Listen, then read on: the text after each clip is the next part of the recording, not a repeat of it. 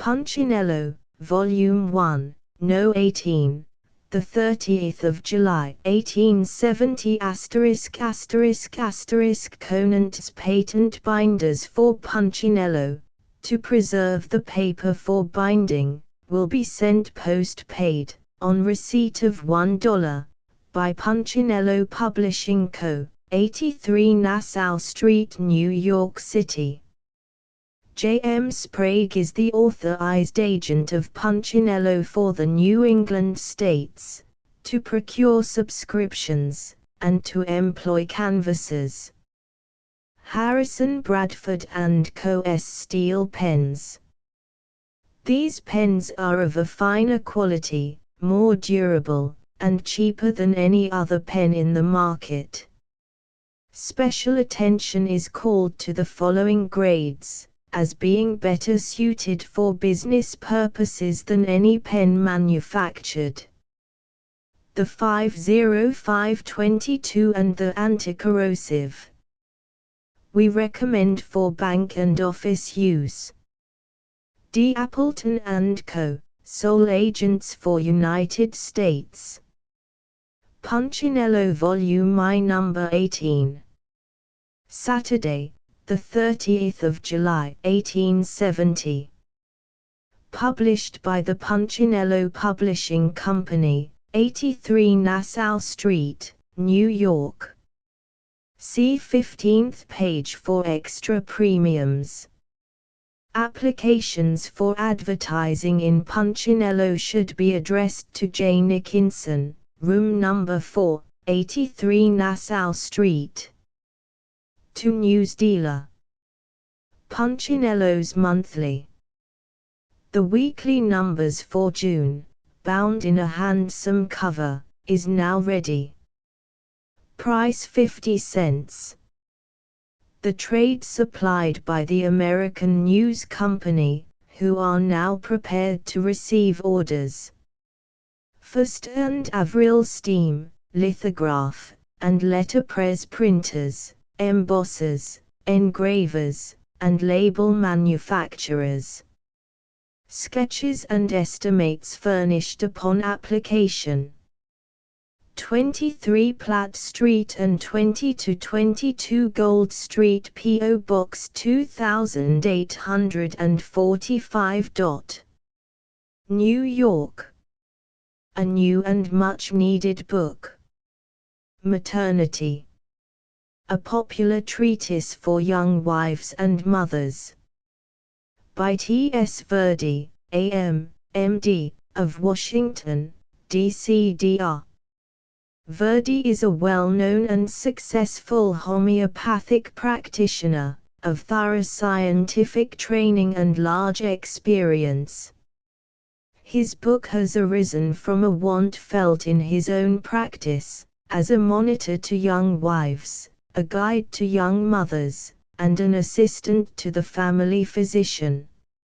It deals skillfully, sensibly, and delicately with the perplexities of early married life, as connected with the holy duties of maternity, giving information which women must have, either in conversation with physicians, or from such a source as this, evidently the preferable mode of learning, for a delicate and sensitive woman.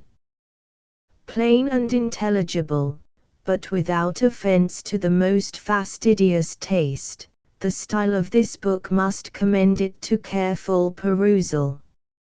It treats of the needs, dangers, and alleviations of the time of travail, and gives extended detailed instructions for the care and medical treatment of infants and children throughout all the perils of early life. As a mother's manual, it will have a large sale, and as a book of special and reliable information on very important topics, it will be heartily welcomed. Handsomely printed on laid paper, beveled boards, extra English cloth, 12 mo, 450 pages.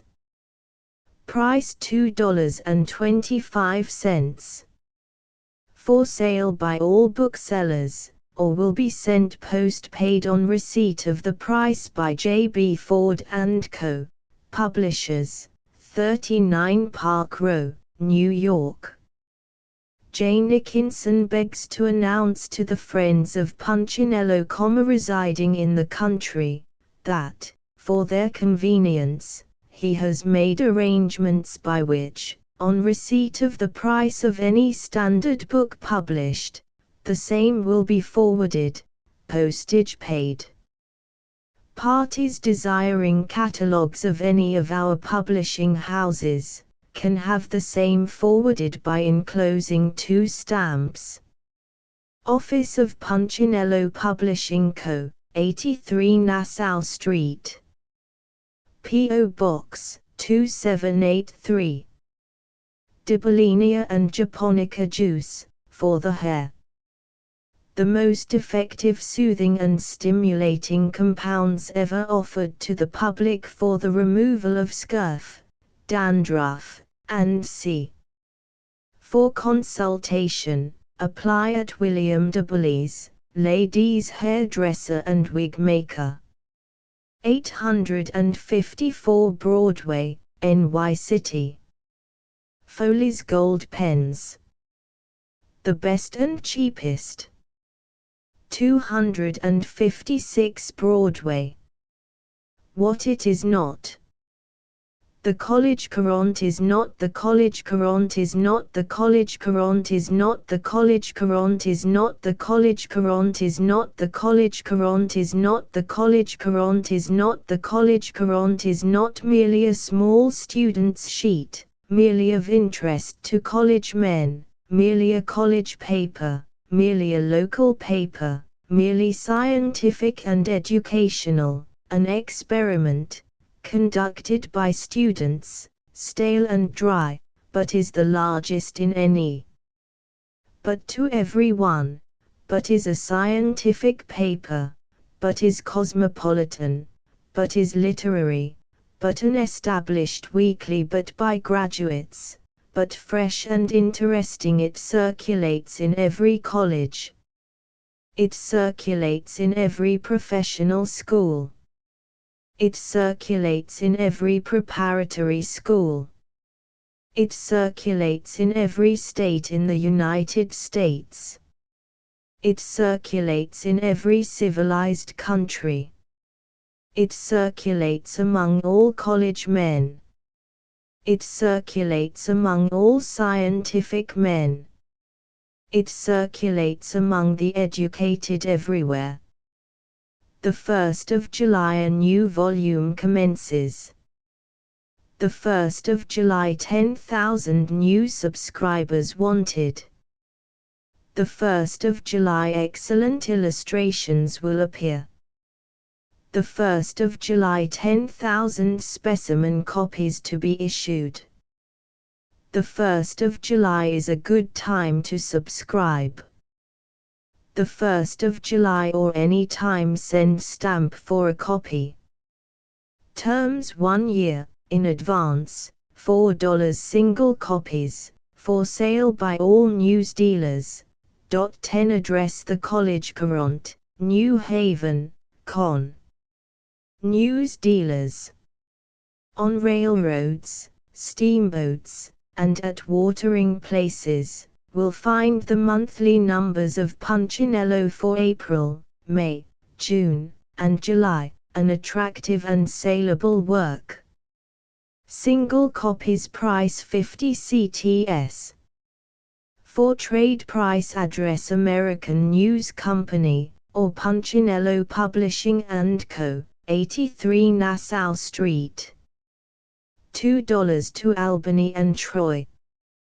The Dayline steamboats C. Vibert and Daniel Drew, commencing the 31st of May, will leave Vestry St. Pier at 8:45, and 34th St. at 9 a.m., landing at Yonkers, New York, and Tarrytown by ferryboat, Cozzens, West Point, Cornwall, Newburgh, Poughkeepsie, Rhinebeck, Bristol, Catskill, Hudson, and New Baltimore.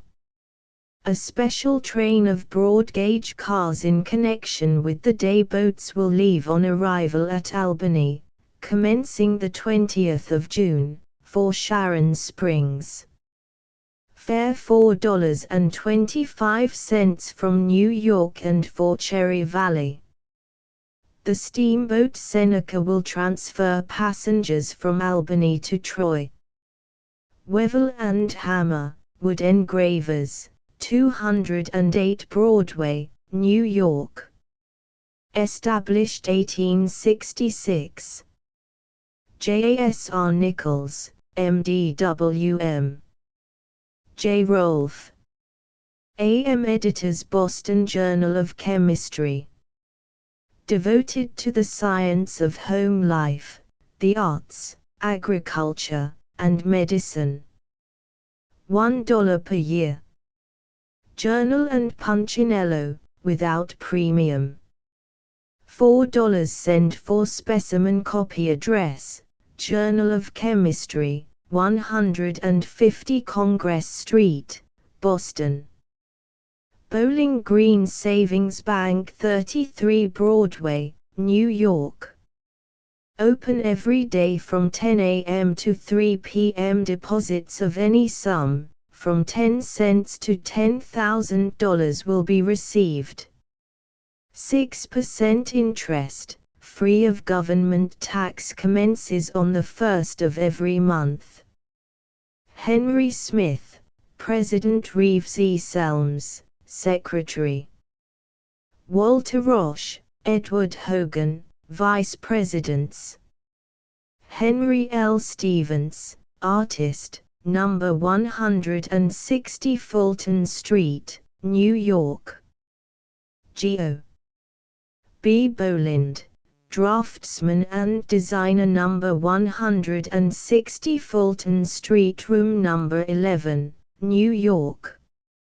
Entered, according to Act of Congress, in the year 1870, by the Punchinello Publishing Company, in the Clerk's Office of the District Court of the United States, for the Southern District of New York. The Mystery of Mr. E. Drood. An adaptation, by Orpheus C. Kerr. Chapter 12. A Night of It with McLaughlin. Judge Sweeney, with a certain supercilious consciousness that he is figuring in a novel, and that it will not do for him to thwart the eccentricities of mysterious fiction by any commonplace deference to the mere meteorological weaknesses of ordinary human nature, does not allow the fact that late December is a rather bleak and cold time of year to deter him from taking daily airings in the neighborhood of the ritualistic churchyard. Since the inscription of his epitaph on his late wife upon her monument therein, the churchyard is to him a kind of ponderous work of imagination with marble leaves, to which he has contributed the most brilliant chapter, and when he sees any stranger hovering about a part of the outer railings from whence the inscription may be read, it is with all the swelling pride of an author who, having procured the publication of some dreary article in a magazine, is thrown into an ecstasy of vanity if he sees but one person glance at that number of the periodical on a news-stand. Since his first meeting with Mr. Bumstead, on the evening of the epitaph reading, Judge Sweeney has cultivated that gentleman's acquaintance, and been received at his lodgings several times with considerable cordiality and lemon-tea. On such occasions, Mr. Bumstead, in his musical capacity, has sung so closely in Judge Sweeney's ear as to tickle him, a wild and slightly incoherent ritualistic stave, to the effect that St. Peter's of Rome, with pontifical dome, would by ballot infallible be, but for making call sure, and election secure, St. Repeaters of Rum beats the sea. With finger in ear to allay the tickling sensation, Judge Sweeney declares that this young man smelling of cloves is a person of great intellectual attainments, and understands the political genius of his country well enough to make an excellent judge of election.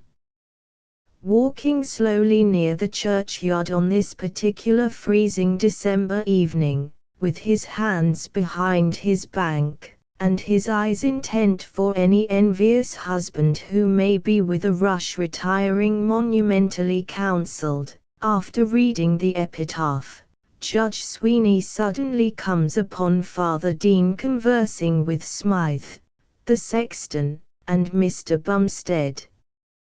Bowing to these three, who, like himself, seem to find real luxury in open-air strolling on a bitter night in midwinter, he notices that his model, the ritual rector, is wearing a new hat, like cardinals, only black, and is immediately lost in wondering where he can obtain one like it short of Rome.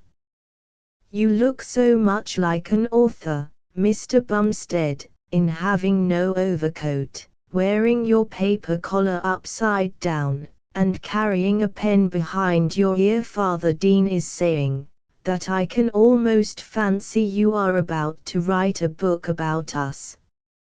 Well, Bumsteadville is just the place to furnish a nice, dry, inoffensive domestic novel in the sedative vein. After 2 or 3 ineffectual efforts to seize the end of it, which he seems to think is an inch or 2 higher than its actual position, Mr. Bumstead finally withdraws from between his right ear and head a long and neatly cut hollow straw. "This is not a pen, Holy Father," he answers, after a momentary glance of majestic severity at Mr. Smythe, who has laughed. "It is only a simple instrument which I use, as a species of siphon, in certain chemical experiments with sliced tropical fruit and glassware. In the precipitation of lemon slices into cut crystal, it is necessary for the liquid medium to be exhausted gradually, and, after using this cylinder of straw for the purpose about an hour ago, I must have placed it behind my ear in a moment of absent-mindedness." "Ah, I see," said Father Dean, although he didn't. "But what is this, Judge Sweeney, respecting your introduction of McLaughlin to Mr. Bumstead, which I have heard about?" "Why, Your Reverence, I consider John McLaughlin a character," responds the judge, "and thought our young friend of the organ loft might like to study him. The truth is," explains Mr. Bumstead, "that Judge Sweeney put into my head to do a few pauper graves with John McLaughlin, some moonlight night, for the mere oddity and dampness of the thing. And I should regret to believe," added Mr. Bumstead, raising his voice as saw that the judiciary was about to interrupt, "and I should really be loath to believe that Judge Sweeney was not perfectly sober when he did so." "Oh, yes, certainly, I remember, to be sure," exclaims the judge, in great haste, alarmed into speedy assent by the construction which he perceives would be put upon a denial. "I remember it very distinctly. I remember putting it into your head, by the tumblerful, if I remember rightly." "Profiting by your advice," continues Mr. Bumstead, oblivious to the last sentence, "I am going out tonight, in search of the moist and picturesque, with John McLaughlin, who is here," says Father Dean. Old Mortarity, dinner kettle in hand and more mortuary than ever, indeed seen approaching them with shuffling gait. Bowing to the Holy Father, he is about to pass on, when Judge Sweeney stops him with, You must be very careful with your friend, Bumstead, this evening, John McLaughlin, and see that he don't fall and break his neck. Never you worry about Mr. Bumstead, Judge growls old Mortarity. He can walk further off the perpendicular without tumbling than any gentleman I ever see. Of course I can, John McLaughlin, says Mr. Bumstead, checking another unseemly laugh of Mr. Smythe's with a dreadful frown. I often practice walking sideways, for the purpose of developing the muscles on that side. The left side is always the weaker, and the hip a trifle lower, if one does not counteract the difference by walking sideways occasionally. A great deal of unnecessary coughing, which follows this physiological exposition, causes Mr. Bumstead to breathe hard at them all for a moment, and tread with great malignity upon Mr. Smythe's nearest corn. While yet the sexton is groaning, old Mortarity whispers to the ritualistic organist that he will be ready for him at the appointed hour tonight, and shuffles away. After which Mr. Bumstead, with the eye-hollow straw sticking out fiercely from his ear, privately offers to see Father Dean home if he feels at all dizzy, and, being courteously refused, retires down the turnpike toward his own lodgings with military precision of step.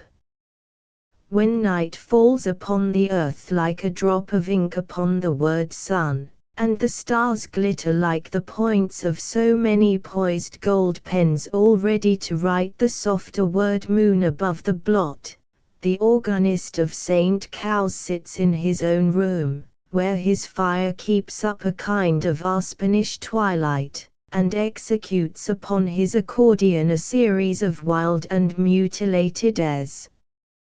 The moistened towel which he often wears when at home is turbaned upon his head, causing him to present a somewhat Turkish appearance, and as, when turning a particularly complicated corner in an air, it is his artistic habit to hold his tongue between his teeth, twist his head in sympathy with the elaborate fingering, and involuntarily lift one foot higher and higher from the floor as some skittish note frantically dodges to evade him. His general musical aspect at his own hearth is that of a partially oriental gentleman, agonizingly laboring to cast from him some furious animal full of strange sounds.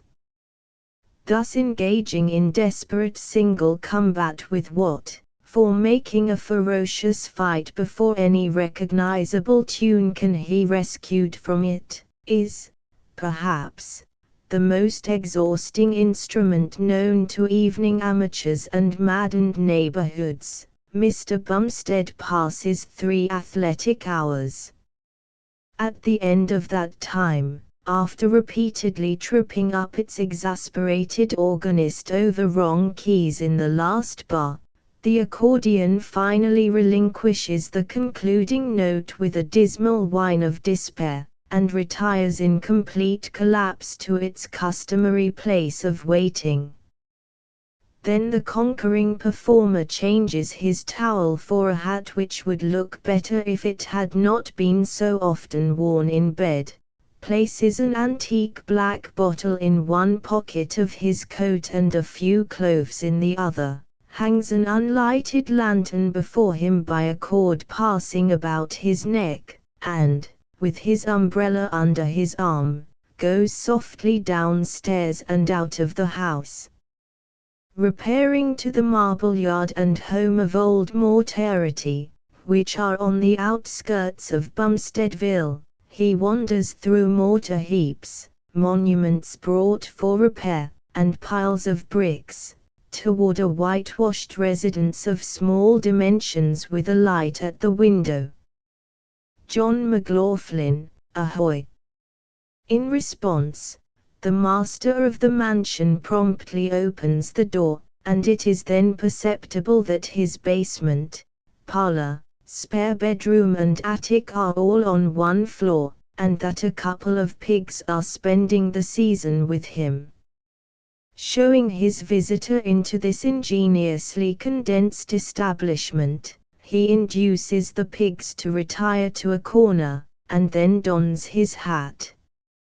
"Are you ready, John McLaughlin?"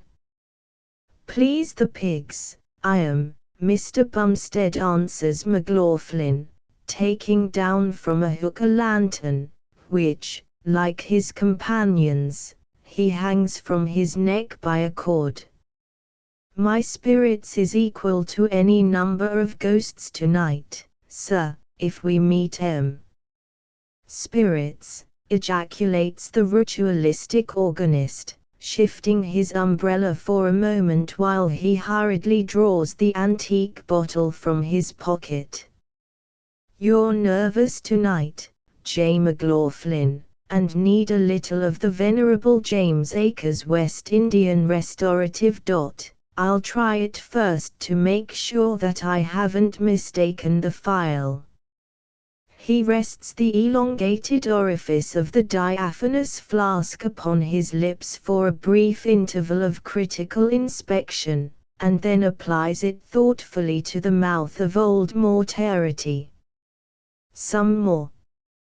Some more," pleads the aged McLaughlin, when the Jamaican nervine is abruptly jerked from his lips. "Silence. Come on," is the stern response of the other, who, as he moves from the house, and restores the crystal antiquity to its proper pocket, eats a few cloves by stealth. His manner plainly shows that he is offended at the quantity the old man has managed to swallow already. Strange indeed is the ghastly expedition to the place of skulls, upon which these two go thus by night. Not strange, perhaps, for Mr. McLaughlin, whose very youth in New York, where he was an active politician, found him a frequent nightly familiar of the tombs, but strange for the organist, who, although often grave in his manner, sepulchral in his tones, and occasionally addicted to coffin, must be curiously eccentric to wish to pass into concert that evening with the Deadheads. Transfixed by his umbrella, which makes him look like a walking cross between a pair of boots and a hat, Mr. Bumstead leads the way athwart the turnpike and several fields, until they have arrived at a low wall skirting the foot of Gospeler Gulch. Here they catch sight of the Reverend Octavius Simpson and Montgomery Pendragon walking together, near the former's house, in the moonlight, and, instantaneously, Mr. Bumstead opens his umbrella over the head of old Mortarity, and drags him down beside himself under it behind the wall. "Hello! What's all this?" gasps Mr. McLaughlin, struggling affrightedly in his suffocating cage of whalebone and alpaca. "What's this here old lady's hoop skirt doing on me?" "Peace, wriggling dotard," hisses Bumstead, jamming the umbrella tighter over him. "If they see us they'll want some of the West Indian restorative." Mr. Simpson and Montgomery have already heard a sound, for they pause abruptly in their conversation, and the latter asks, "Could it have been a ghost?" "Ask it if it's a ghost," whispers the Gospeler, involuntarily crossing himself. "Are you there, Mr. G. quavers the raised voice of the young Southerner, respectfully addressing the inquiry to the stone wall. No answer. "Well," mutters the Gospeler, "it couldn't have been a ghost, after all, but I certainly thought I saw an umbrella."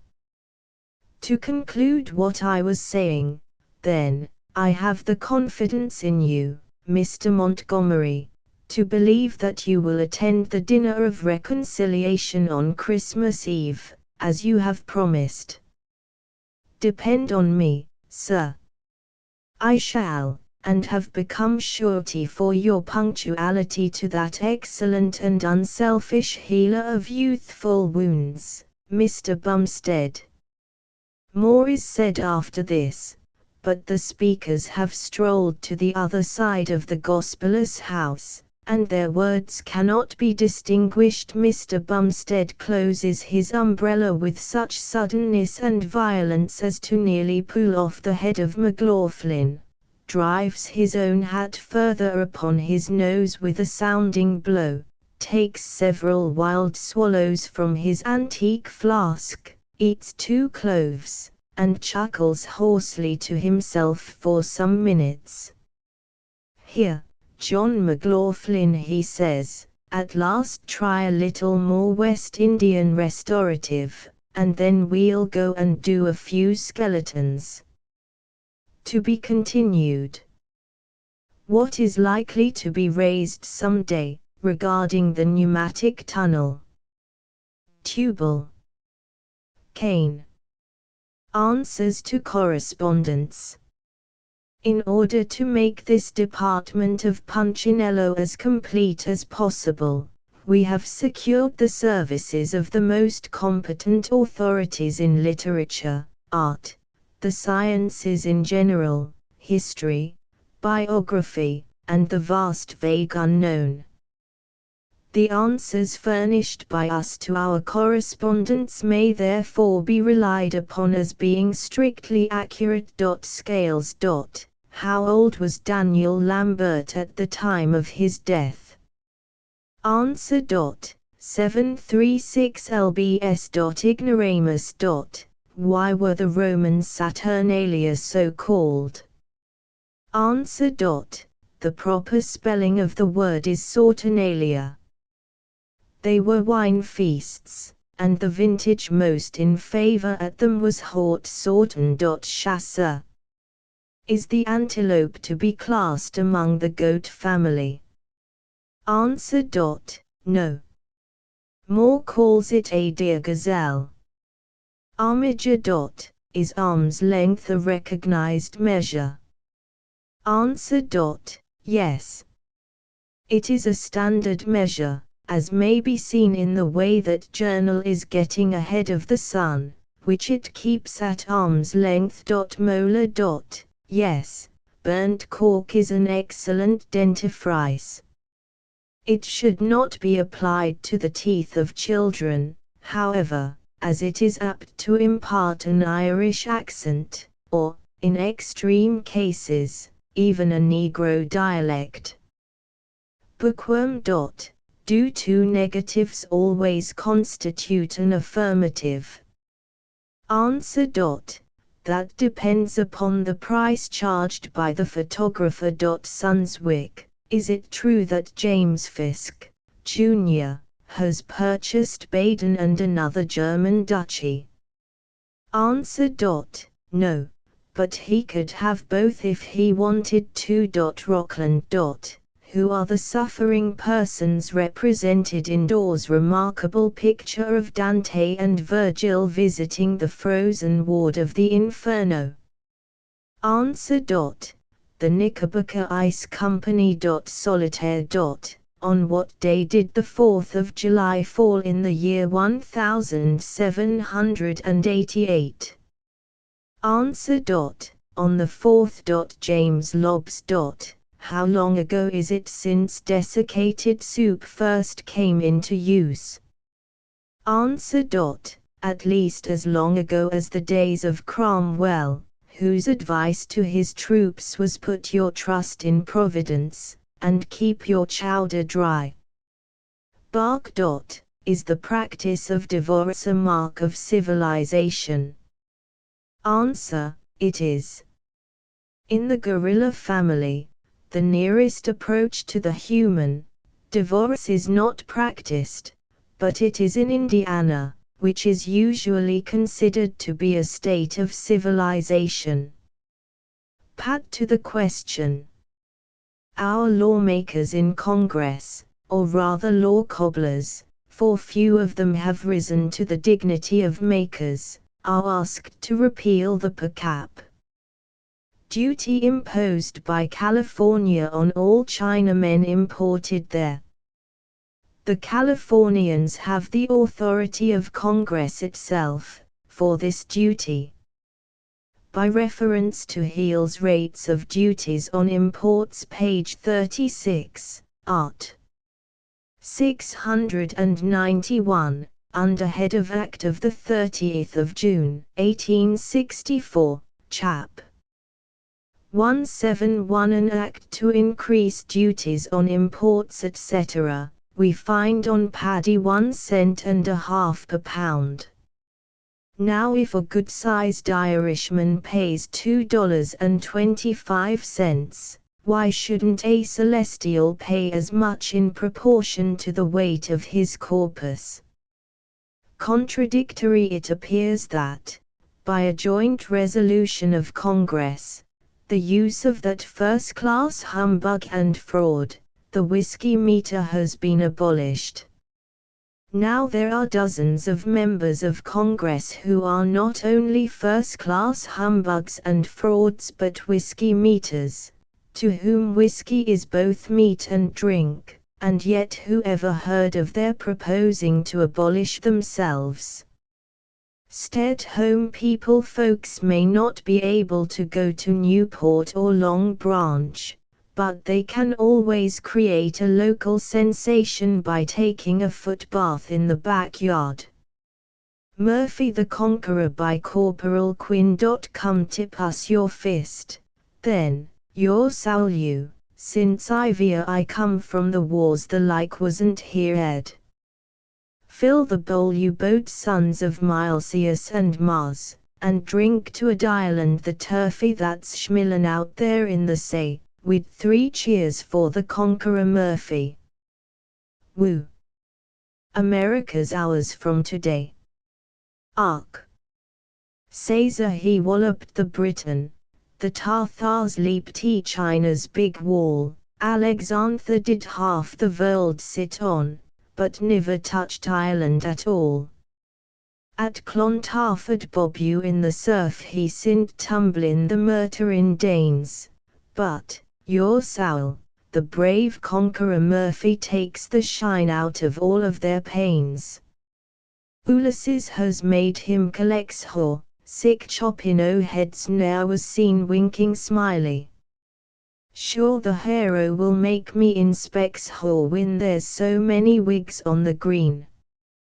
And we'll be night watchmen uproarious, with big badges on our coats, and we'll fight for Tom Murphy the glorious, with our fists, our guns, and our votes. At the custom house, Dutchman and Yankee are trying to talk with a brogue, they are all Irish. Now, fat, lean, or lanky, and green are the neckties in vogue. They are thracing themselves to some Durfee, O'Neill, or McCann, or O'Taff. I'll go bail the boat Conqueror Murphy S2 out to be caught with sick chaff. Now Dutchmen may go to the Deville, and Yankees to Plymouth's Rock, we'll blast it, if they are not civil. While boys of the Raleigh stock will hurroo for Ireland the turfy. Woo! Gibraltar is taken today, our commanders the Conqueror Murphy, now a tiger and 9 times hooray. Comic Zoology. Genus Culx. The American mosquito. Few American birds are better known than the mosquito. In common with the woodcock, snipe, and other winged succubi, it breeds in wet places, yet is always dry. Like them it can sustain life on mud juleps, but prefers cluet. It is a familiar creature, seems to regard the human family as its blood relations, and is always ready to succor them.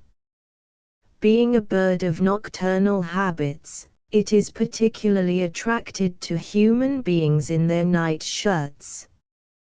The swallow preys upon it, but it generally eludes the bat. Although it cannot be called noctilucous, like the lightning bug, it has no objection to a light in the darkness, and you often noctilucous in your vain attempts to prevent its taking a shine to you. The mosquito differs in most respects from all the larger varieties of the winged tribes, and upon the whole takes after man more than any other living thing. Nevertheless, it certainly bears a noticeable resemblance to some of the feathered race. Like the nightingale, it sings darkling, and like the woodpecker, is much addicted to tapping the bark of limbs and trunks for the purpose of obtaining grub. It may be mentioned as an amiable idiosyncrasy of the mosquito, that it is fond of babies. If there is a child in the house, it is sure to spot the playful innocent, and by means of an ingenious contrivance combining the principles of the gimlet and the air pump, it soon relieves the little human bud of its superfluous juices. It is, in fact, a born surgeon, a sangredo of the air, and rivals that celebrated Spanish leech in its fondness for phlebotomy. Some infidels, who do not subscribe to the doctrine that nothing was made in vain, consider it an unmitigated nuisance, but the devout and thoughtful Christian recognizes it as nature's preventive of plethora, and as it alternately breathes a vein and a song, it may be said, though we never heard the remark, to combine the utile with the dulce. All the members of the genus are slender and graceful in their shape and nutty in their general appearance. The common mosquito is remarkable for its strong attachments. It follows man with more than canine fidelity, and in some cases, the dog-like pertinacity of its affection can only be restrained by muslin. It is of a roving disposition, seldom remaining settled long in one locality, and is epicurean in its tastes, always living, if possible, on the fat of the land. As the mosquito produces no honey, mankind in general are not as sweet upon it as they are upon that bigger humbug, the buzzy bee, yet it is so far akin to the bee, that, wherever it forages, it produces something closely resembling hives. Few varieties of game are hunted more industriously than this, yet such is the fecundity of the species, that the Sportsman's Club has not as yet thought it necessary to petition the legislature for its protection. The New Jersey mosquito is the largest known specimen of the genus, except the southern galliniper, which is only a few sizes smaller than the Virginia nightingale, and raises large speckles similar to those of the thrush. Ornithologists who wish to study the habits of the mosquito in its undomesticated or nomad state, may find it in angry clouds on the surface of the New Jersey salt marshes at this season, in company with its teetering long-billed congener, the sand snipe. During the last month of summer it reigns supreme in the swamps west of Hoboken, the august emperor of all the rushes, and persons of an apoplectic turn, who wish to have their surplus blood determined to the surface instead of to the head, will do well to seek the hygienic insect there. An apt quotation. The name Louver has now been adopted by several places of entertainment in New York and its suburbs. A Boston gentleman, who visited 7 of them a night or two since, under the escort of a policeman, declares that, by a slight alteration of a line of Morse, New York may be well described as a place for louvers, and for louvers only. The watering places. Punchinello's vacations. Mr. Punchinello puts up at the Atlantic Hotel when he goes to Cape May, and if you were to ask him why, he would tell you that it was on account of the admirable water punches which John McMakin serves up. To be sure, these mixtures do not agree with Mr. P, but he likes to see people enjoying themselves, even if he can't do it himself. It is this unselfish disposition, this love of his fellow men, that enables him to maintain that constant good humor so requisite to his calling. In fact, though Mr. P often says sharp things, he never gets angry. When, on Thursday of last week, he was walking down the south side of Jackson Street, and a man asked him did he want to buy a bag, Mr. P was not enraged. He knew the man took him for a greenhorn, but then the man himself was a Jerseyman. It is no shame to be a greenhorn to a Jerseyman. Quite the reverse. Mr. P would blush if he thought there lived a sand Spaniard who could not take advantage of him. So Mr. P bought the bag, and because it was made of very durable canvas, and would last a great while, he paid $1 for it. He did not ask what it was for. He knew. It was to put Cape May diamonds in. He put the bag in his pocket and walked along the beach for 3 miles. You can't walk more than 3 miles here, and if you hire a carriage you will find that you can't ride less than that distance.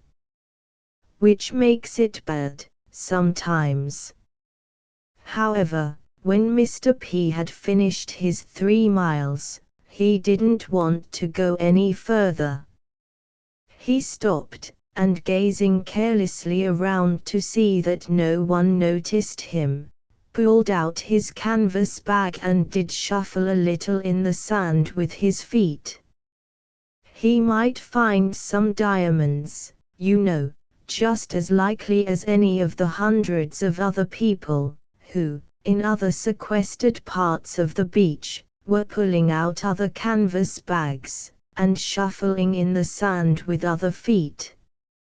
At length Mr. P shuffled himself into a very sequestered nook indeed, and there he saw a man smoking. His melancholy little boy was sitting by his side. Perceiving that it was only General Grant, Mr. P advanced with his usual grace and suavity of manner. "Why, Mr. President," said he, "I thought you would be found at Long Branch this season."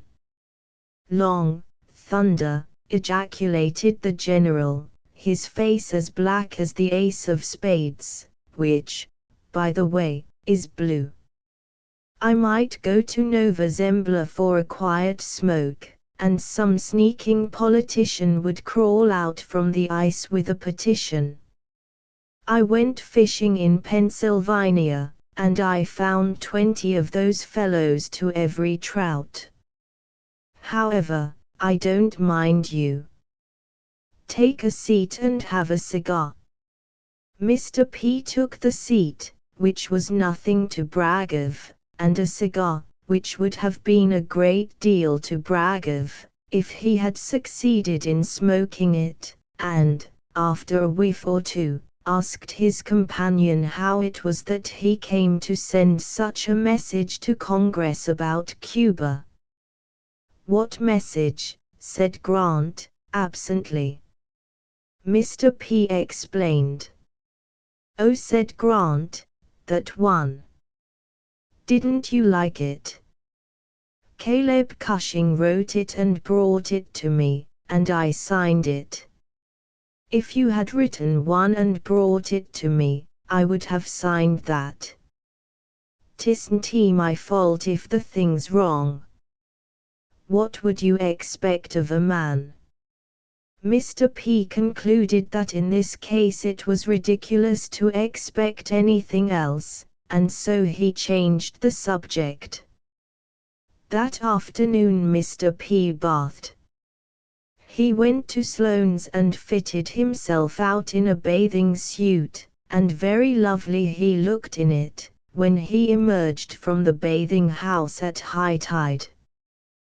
With a red tunic, green pants, and a very yellow hat, he resembled a frog-legged Garibaldian, ready for the harvest. When he hurried to the water's edge, he hesitated for a moment. The roaring surf was so full of heads, legs, arms, back hair, hats and feet, that he feared there was no room for him.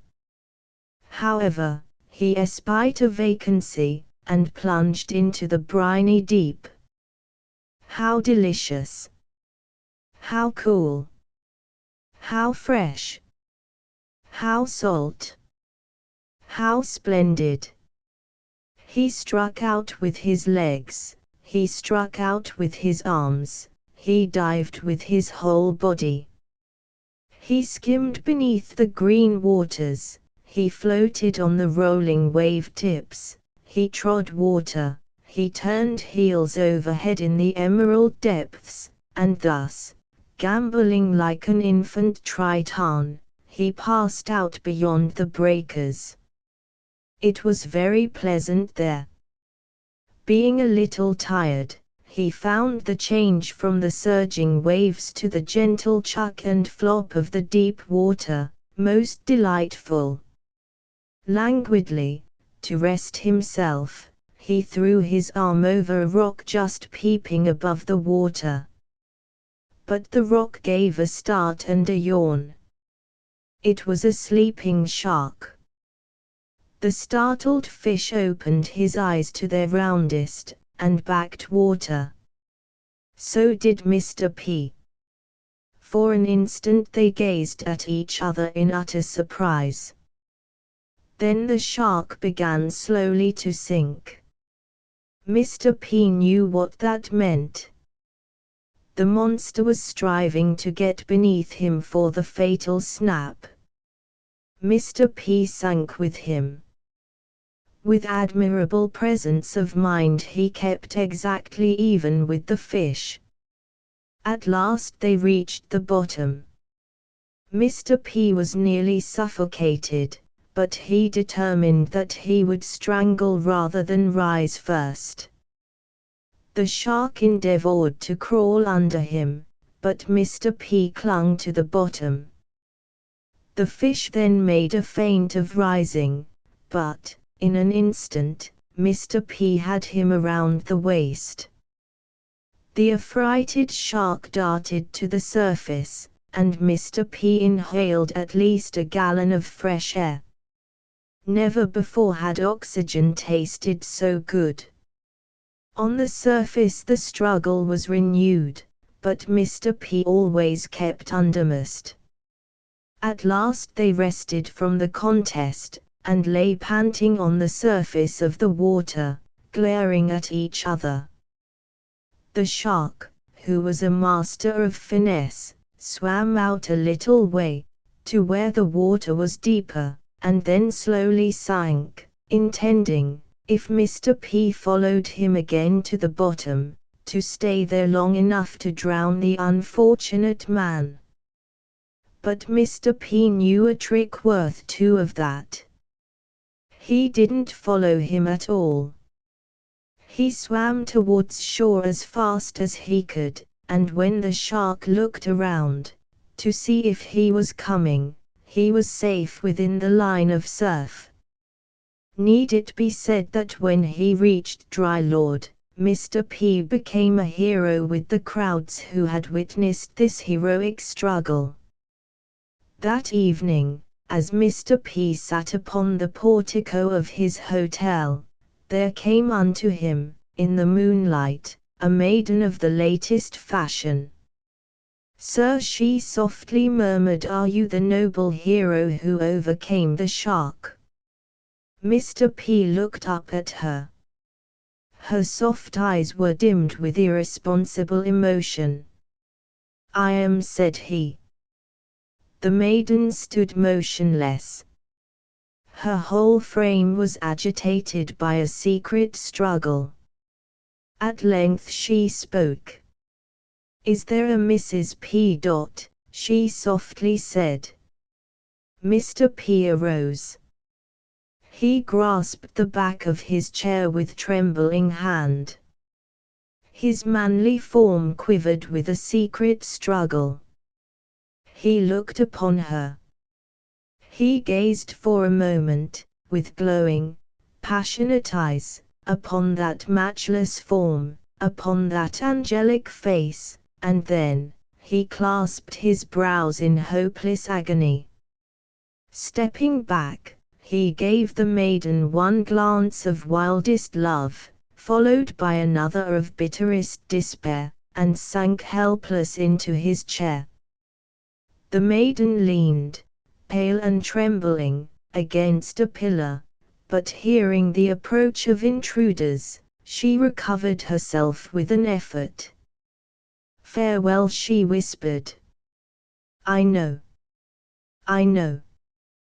There is a Mrs. P. And she was gone. Mr. P arose and slipped out into the night, shaken by a secret struggle. He laid upon the sand and kicked up his heels. There isn't any Mrs. P. Mr. P does not wish to sweep his hand rudely o'er the tender chords of any heart, but he wants it known that he is neither to be snapped up by sharks in the sea, or by young women at watering places. A dog's tale. Dogmatic. I am only a dog, I admit, but do you suppose dogs have no feeling? I guess if you were kicked out of every doorway you ran into, and driven away from every meat stand or grocery you happened to smell around, you would think you had feelings. When I see some dogs riding in carriages, looking so grandly out of the windows, or others walking along proudly by the side of their owners, I have a feeling of dislike for the very thought of liberty. I sometimes go with the crowd to a lecture room, and listen to the speeches about freedom and liberty, the hatred of bondage, and all that sort of thing. I get my tail up, and wish I could tell them what liberty really is. There is nothing worse in the world than this running around loose, with no one to look after you, and no one for you to look after, no one to notice you when you wag your tail, and to have no occasion for so doing. You go out and you come in, and nobody cares. If you never come back, no one troubles himself about you. Every day I hear men reading in the papers about some lucky dogs having strayed, or having been stolen, a large reward being offered for their recovery, and I envy each lost dog. I wonder who would advertise for me if I got lost. Alas! No one. They would not give me a bone to bring me back, or to keep me from drowning myself. But every boy in the street thinks he has a right to throw stones at me, and tie tin kettles to my tail, and chase me when I have had the good luck to find a bone, and to set big dogs upon me to worry me when I am faint from hunger and haven't much pluck, and worse than all, chase me and cry "Ki-yi" when I am almost dying of thirst. If you only knew how hard it is for a poor dog to make his way in the world, with no one to help him to a mouthful of food, you would feel sorry for us. But I think we might get along better if it wasn't for the scarcity of water. I hardly know a spot in the city where I can get a drink, and many a time I have gone all day without a drop.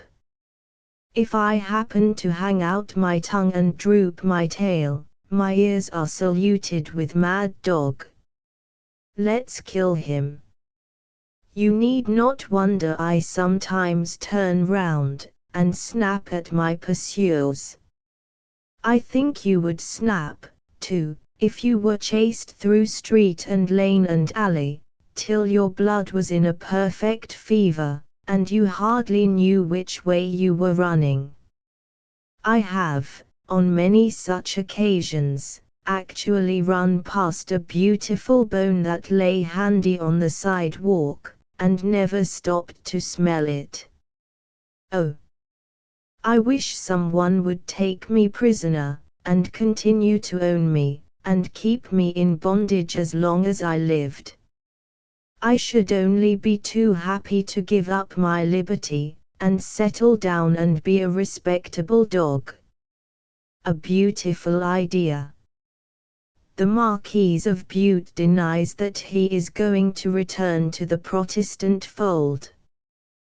With reference to the rumor, the Pope stated in the Ecumenical Council that the Bute was on the right leg at last, and that he would launch his thunder against him who should dare that Bute displace. What is it? As the shades of night descend, in the neighborhood of Mecklenburg, N.C., and harmless domestic animals begin to compose themselves to sleep, suddenly the drowsy world is awakened by a roaring like that of a lion. It proceeds from the forest, in whose bosky recesses, as the Mecklenburgers suppose, some terrible creature proclaims his hunger and his inclination to appease it with human flesh. All night long the quaking denizens of that hamlet lie and listen to the roaring, which is an effectual preventive of drowsiness, as the moment anyone begins to be seized with it he also begins to fancy he is about to be seized and degglutinated by the horrid monster. Naturalists are positive it is not the Giascutis, but admit that a megatherium may have lately awakened from the magnetic sleep of ages, with the pangs of a mighty hunger tearing his wasted viscera. If our theory is correct, the good people of Mecklenburg, was it not in Mecklenburg that the agitation for independence began, may be assured that deliverance from this unreasonable dragon is possible. We think it more than likely that it is simply George Francis Train practicing for the next invasion of Great Britain. Nothing could be more harmless. One Ku Klux Klan youth, armed with a double-barreled shotgun, 4 bowie knives, and a number of revolvers, could rout him instantly, and even check the flow of his vociferous eloquence so suddenly as to put him in imminent danger of asphyxia. Retribution. The boys of San Francisco, exasperated at the conversion of their dogs into pie, tie kettles to the tails of the Chinamen. Giving the cue. Is that one of your Chinese bells? Asked Mr. Punchinello of Mr. Koopman Scoop, as one of the newly imported Yalagals passed. Yes, replied Mr. K. You can always tell a Chinese bell from a Chinese gong by the bell pull attached to it. Mr. P immediately presented his chapio to Mr. K. Hints for those who will take them. Mr. Punchinello, your invaluable hints for the family published some time since, seem destined to work a revolution in our domestic economy, as the plans you propose must win the admiration of housekeepers by their extreme simplicity, aside from any other motives to their adoption. I have myself tested several of your methods, and find that you speak from thorough and circumstantial knowledge of your subject in bread making. For instance, we find that when the cat reposes in the dough, the dough, will not rise, though the cat does. But in the clock manufacture, we fear you have divulged one of the secrets of the trade. Your little invention for carrying a thread should be recommended to students and other isolated beings, notwithstanding their unaccountable propensity to pierce other substances than the cloth. They would find driving the needle through much facilitated by a skillful use of the table formerly described. Permit me to make a few additional suggestions. Get some worsted and a pair of needles, set up from 20 to 40 stitches, more or less, and knit till you are tired. When finished, the knitting, draw out the needles and bite off the thread. You will thus have made an elegant lamp mat, of the same color as the worsted, and the very thing for a Christmas present to your grandmother. This is a very graceful employment, and a great favorite with ladies. In fact, some ladies seem so infatuated with work of that kind, that, according to the new theory of the future, a fruition of fancy work will be amongst their other blissful realizations. And so, after surveying Deacon Quirk's spiritual potato fields, or perhaps some fresh, spiritual, manifestation of Miss Phelps's piety and intelligence, we may have the pleasure of seeing the sun and moon hung with tidies, and a lamp mat under each star. Take your rejected sketches and compositions, cut them in strips 2 or 3 inches wide, and as long as the paper will permit. Fold these strips lengthwise as narrow as possible, and smooth the edges down flat with your finger.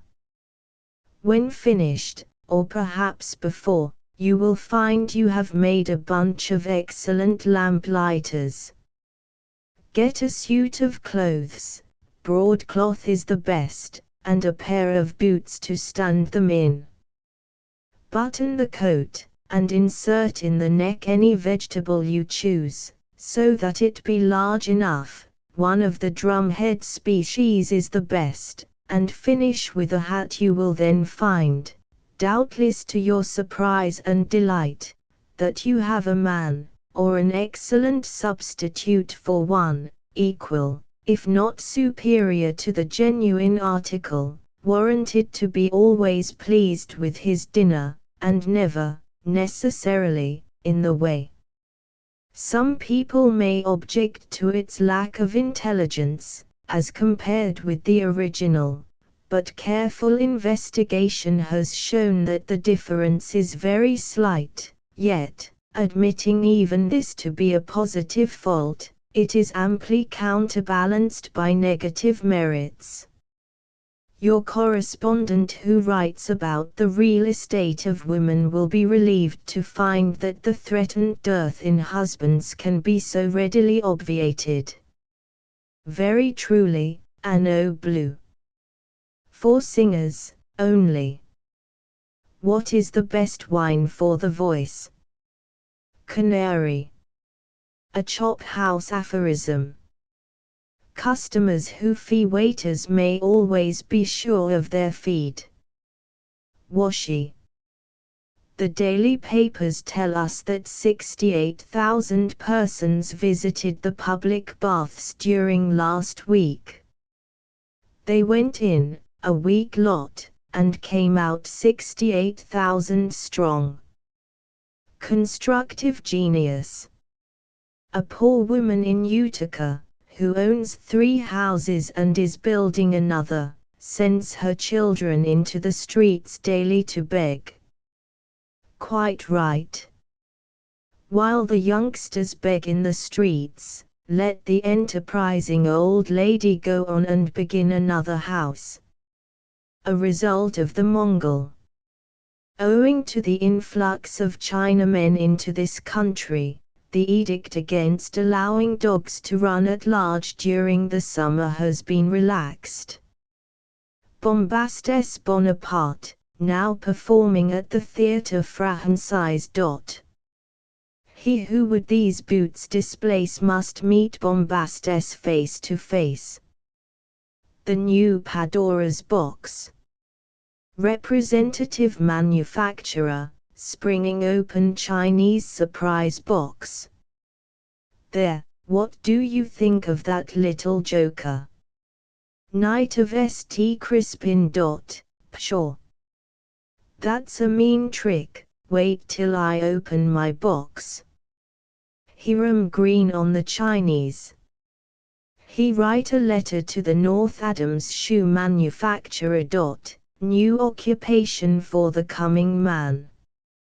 Sparrow, nigh on to Vermont, July the 11th, 1870. Mr. Sampson, Celestial Sir, I take my goose quill in hand to write you a letter. I like your style, you suit me.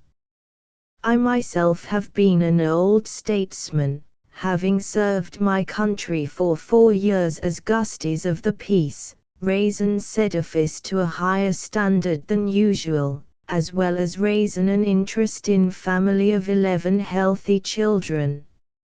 Upon the lineaments of their countenance the features and stamp of green stands out in bold relief. They are all genuine greenbacks. A little cloud no bigger than a man's hand made its appearance over the golden streets of San Francisco. It is growing bigger, and afore we know it, will be bigger than a white elephant. You have seized the dilemma by the horn which hangs suspended from the dilemma's head, like the tail of a kite. While you have set the chines pegging away putting bottoms on shoes, a great many are pegging away putting a head on to you. In the present status of things you want to blow up your nerve, and stand as firm as the rocks of Gibraltar, and like Byron exclaim to be or not to be. There's the question, whether a man feels better to pay big wages for shoemakers, or to suffer the slings and arrows of everybody, by hiring pigtails for a half price. Politicians of the different churches don't endorse our celestial brother. But, sir, I'll venture a few dollars, that if the children of the son and daughter leaned towards either party, he would be gobbled up quicker en scat, even if he come red hot from old Lucifer, with a pocket full of free passes, for the whole nation, to the infernal regions. That's so.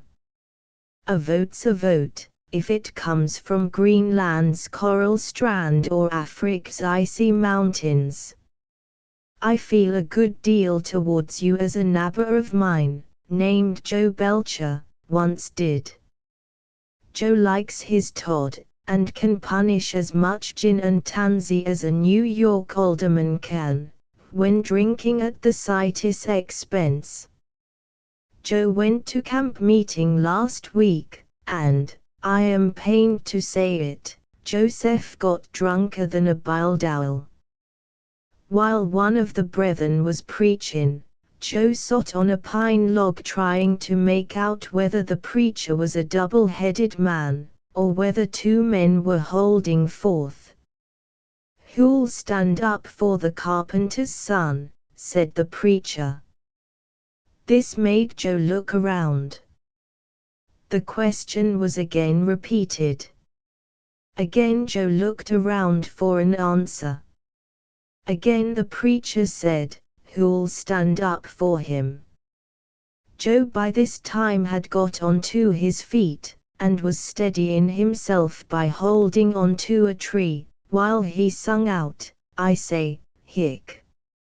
Ole fella, I'll stand up, hick, for him, or a man who hain't he got any, hick, more friends than he has, hick, in this air crowd. I feel a good deal as Joe did.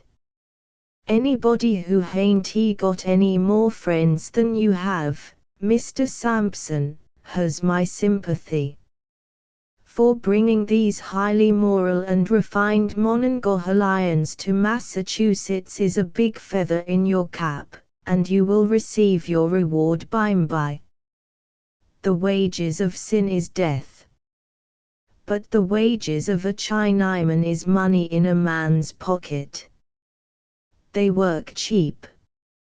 I am trying to get the Chinese substituted for canal hoses. A man here by the name of Snyder, who runs a canal hose to our company, talks of sending for a lot. Won't they be bang up with their queues hit to a canal but snaking it along at the rate of a mile inside of 2 hours? G. Lang. Tea leaf. Then when they was resting from their labors, by tying 2 of them together by their queues, stand one opposite the other and hang close between 'em to dry, on washing day. What an aristocratic thing Chinese clothesline posts would be. The only drawback that I know of is, that the confounded posts might some day walk off with all the clothes. But, sir, if they served me in that manner, I would cover the ground with broken crockery by smashing their old Chinese mugs for 'em. Since you've awoken to notoriety, I have been studying out your family pedigree. I find your ancestors are connected with long hair more or less, same as you be with Chinese pigtails. Old Samson the First's strength, like your N of today, laid in his long hair. He could cut off more heads, and slay more Philistines with the jawbone of a member of Congress than the President of these U.S. can by marking a new deal in the Custom House Department. And, sir, I reckon about these days, we are getting rather more of that same kind of jawbone than is healthy.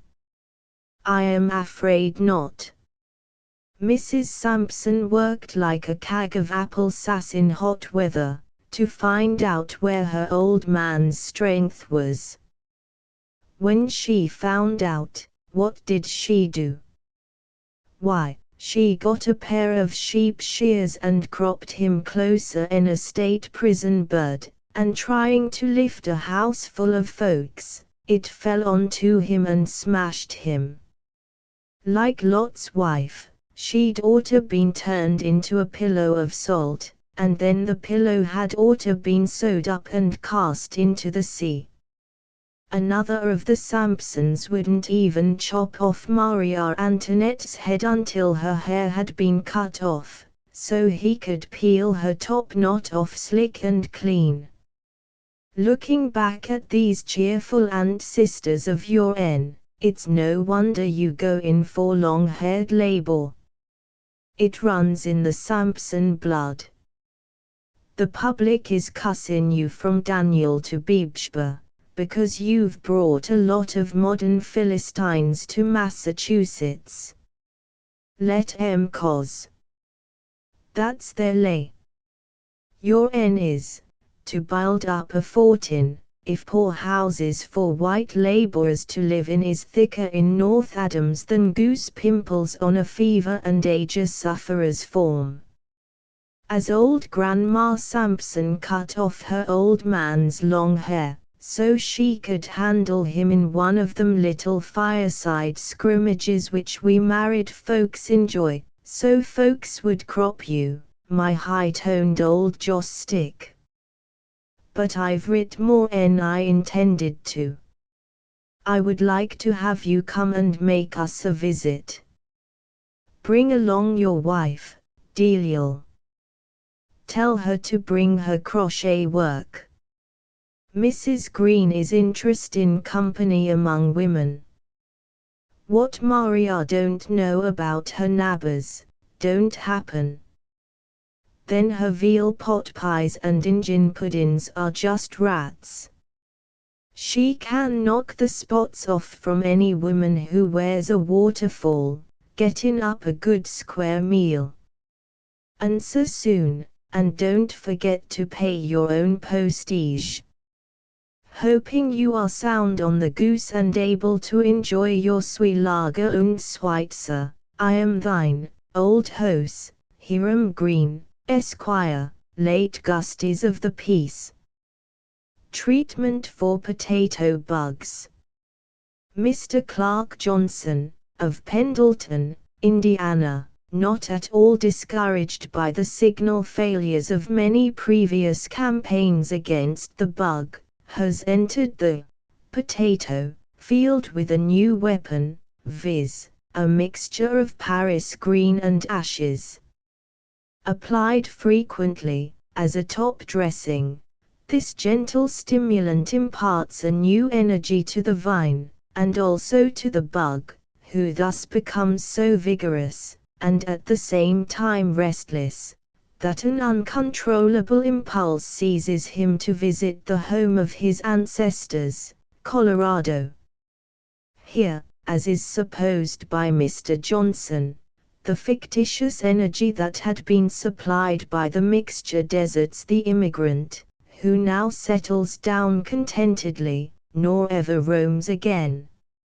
As, owing to the present facilities of freighting, etc., the potatoes of Pendleton may eventually find the New York market, which always invites the superior esculent, we would like to suggest to Mr. Johnson that this mixture be administered to the bug with a spoon, and not sprinkled promiscuously on the ground. We have drank tea with a green flavor and found it comparatively innocuous, but potatoes with a green flavor, especially if flavored by the Johnsonian method, we should consider as doubtful, to say the least. It is the general impression that there is nothing green in Paris, but your house painter knows there is such a thing as Paris green, and that it is the oxide of copper. Therefore, should one eat many of the potatoes nourished as above, we should expect to see him gradually turning into a bronze statue, a fate which, unless he were particularly Greeky and nice-looking, we should wish to anticipate, if possible, in the interests of art. Mr. Swachenbacher, of the Airy UN Society, creates a sensation among the lady bathers at the branch by appearing among them as a merman, with a real looking-glass and a false tail. Fashionable intelligence. Two colors that once were fashionable in the Parisian toilette, viz., Bismarck brown and Prussian blue, are now excluded from court circles, by command of the Empress. Whether or no. Most remarkable in the history of mathematics are the calculations published by the weather prophet of the Express. Arithmetic turns pale when she glances at them, and, striking her multiplication table with her algebraic knuckles, demands to know why the Express does not add a cubit to its Thatcher. Comparative industry. It is reported that the journeyman lathers demand $4 per day. As a question of comparative soap, the latherers will in due time strike too. The ultimatum will be raise our pay or we drop the razor. Omnibus hoc etc. What is the difference between theft in an omnibus and the second deal at cards? One is a game of the stage, and the other is a stage of the game. Our agricultural column. Memorabilia of what I know about farming. Profound subjects should be well meditated upon. A man may write about New America or spiritual wives or any such light and airy subject, without possessing much knowledge, or indulging in much thought, but he can't play such tricks upon agriculture. She is very much like a donkey, unless you are thoroughly acquainted with her playful ways, she will upset you in a quagmire. Perhaps it is due to my readers that I should say here that I have read a great many valuable treatises upon this subject, among which may be named, cometh up as a flower Anatomy of Melancholy Sowing and Reaping 1000 or 2 volumes of Patent Office Reports, and 3 or 4 bushels of Proverbial Philosophy. I would also add, that I invariably remain awake on clear nights, and think out the ideas set down in this column. Probably you may not be able to find traces of all that lay bare here, but I assure you that those books are more familiar to me than is my catechism. However, anybody who thinks he knows more about vegetables than I do, can send me a letter containing his information, and, if I don't cabbage it, I will plant it carefully in the bottom of the waste paper basket. We now proceed to consider parsnips. This vegetable always flourishes in a moist soil, though it generally has a holy horror of aquapura. Some of them are of an immense size, I have seen them fill a tumbler. Producers, however, generally charge more for the large ones than for the small. The size of the nip usually depends upon the par. It may be that your parsnip is extremely small, while John Smith's parsnip is very large. 4 fingers is, I believe, considered to be the regulation size. This vegetable is served up in a variety of forms. Some pars like it with milk, in that case it is generally hung up. In the winter it is often called a sling or a punch, in the summer it is denominated a cobbler or a julep. Perhaps it would be well for those who love it, to indulge in parsnip now, for some people say, that in the days of the coming man there will be no parsnips. It must be admitted that the father of a family, who indulges too freely in parsnip, is very likely to run to seed, and to plant himself in such unfruitful places as the gutter. If he be a young par, he may become a rake, and fork over his money, and then hoe for the almshouse. Numerous efforts have been made to suppress this vegetable, among which may be reckoned, Father, Dear Father, Come Home With Me Now Brother Gopher's Circus, and the parades of the FMTAB societies. Maine and Vermont kneel together in the front rank of its opponents. In Boston they tried to suppress this vegetable, but, if you followed your pa to a store and heard him order a cracker, you could smell parsnip. Among the mild varieties of this article may be mentioned benzene, camphor and kerosene. The next strongest kind is called Jersey Lightning, but, if you desire parsnips in their most luxuriant form, go to Water Street and try the species known as rotgut. Our portfolio. Poetry is the exclusive birthright of no age of people.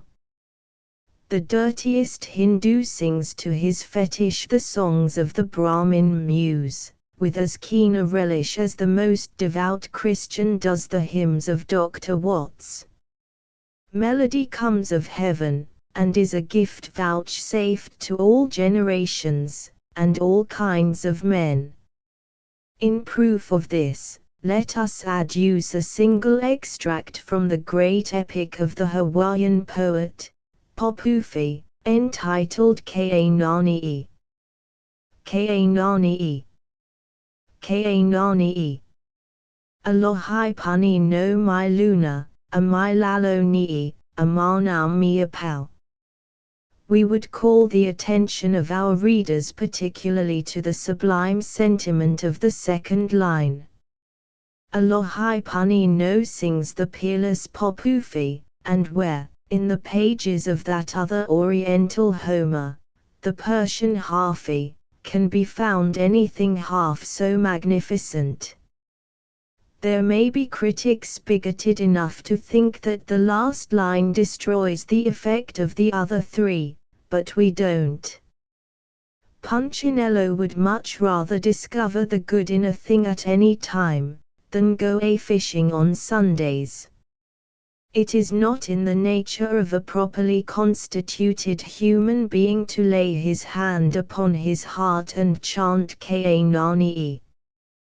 Ke'enani'i, in the presence of his mother-in-law, without feeling that life is not so miserable as some people would make it out.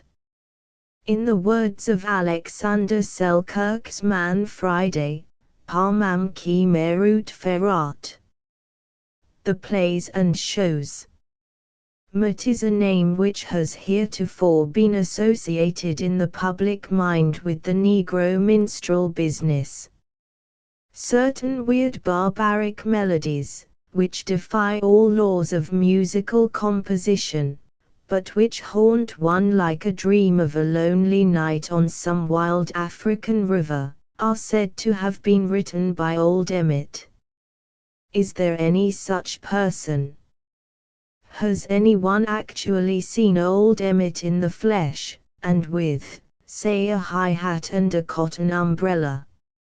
For my part, I disbelieve in the popular theory of the origin of these emetic melodies which stir one so strangely.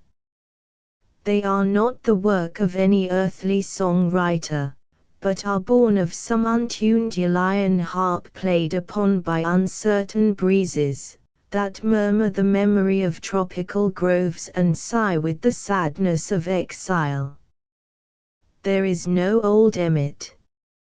If there is, let him be brought forward, not to be chucked out of the window, as Mrs. F.'s aunt might suggest, but to be thanked and wondered at as an inchoate Offenbach, who might, under other circumstances, have written an American opera bouffe, or, better still, as a possible Chopin, who might have written a second march funebre as hopeless and desolate and fascinating as that of the despairing and poetic Pole. I am coming to Fritz in a moment, but I won't be hurried by anyone. As for Joseph K. Emmett, he is an undoubted reality. If you don't believe it, go to Wallack's and see him. Somebody discovered this Emmett in the pastoral privacy of the Bowery. Mr. Gaylor was made to write a play for him, and Emmett, the Bowery minstrel, straightway became Mr. Joseph K. Emmett, the renowned impersonator of Fritz. He plays Fritz at Wallack's every evening, and the entertainment is something of this nature. Act I. Scene, the outside of Castle Garden. Enter baggage smashers, emigrant runners, aldermen, and other criminals. Runner. There's a ship a-coming up. I'll lay for the Dutchman. Bobbit. A concert saloon manager. There's a ship coming up. I'll lay for the Dutch girls. Dissolute Colonel. There's a ship coming up. I want you two fellows to look out for a Dutchman named Fritz who is on board. He takes care of a girl, Katrina, whom I adore. Carry off Fritz and I'll carry off the girl. Various emigrants enter and are hustled off by the runners. Fritz and Katrina finally appear. Fritz. J. Das ist gut. Ich Himmel, zwei Bier und Limburger. The runners seize his trunk and carry it off. The dissolute colonel hurries Katrina into a coach and carries her off. Fritz is carried away by his emotions. Curtain. Act 2. Scene, a boarding house parlor. Enter dissolute colonel and Katrina. Dissolute colonel. You are in my power. Be mine, and you shall have as many bonnets and things as you can wish. Refuse, and I'll send every reporter in the city to interview you. Katrina. Base villain.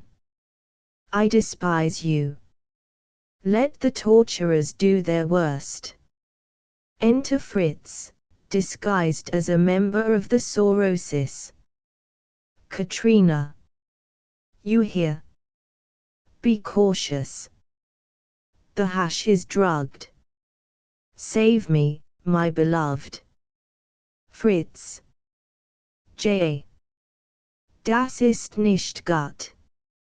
Herr Colonel, ich bin Katrina's aunt. Ich hab gekommen to take her away with me, ye audacious Spalpeen. Dissolute Colonel. Glad to see you. Take some hash, madam. Fritz. J. Das ist gut. Take some yourself, you murthering thief of the world. The dissolute colonel forgets that the hash is drugged. He takes it and falls insensible. Fritz and Katrina escape. Scene changes to Judge Dowling's courtroom. Fritz. Having left off his Sorosis disguise. J. Das ist nicht gut. Behold, O wise young judge, the misguided person who put my trunk in his pocket and ran away with it. Judge. Prove your case. Fritz. J. Das ist gut. Bürger.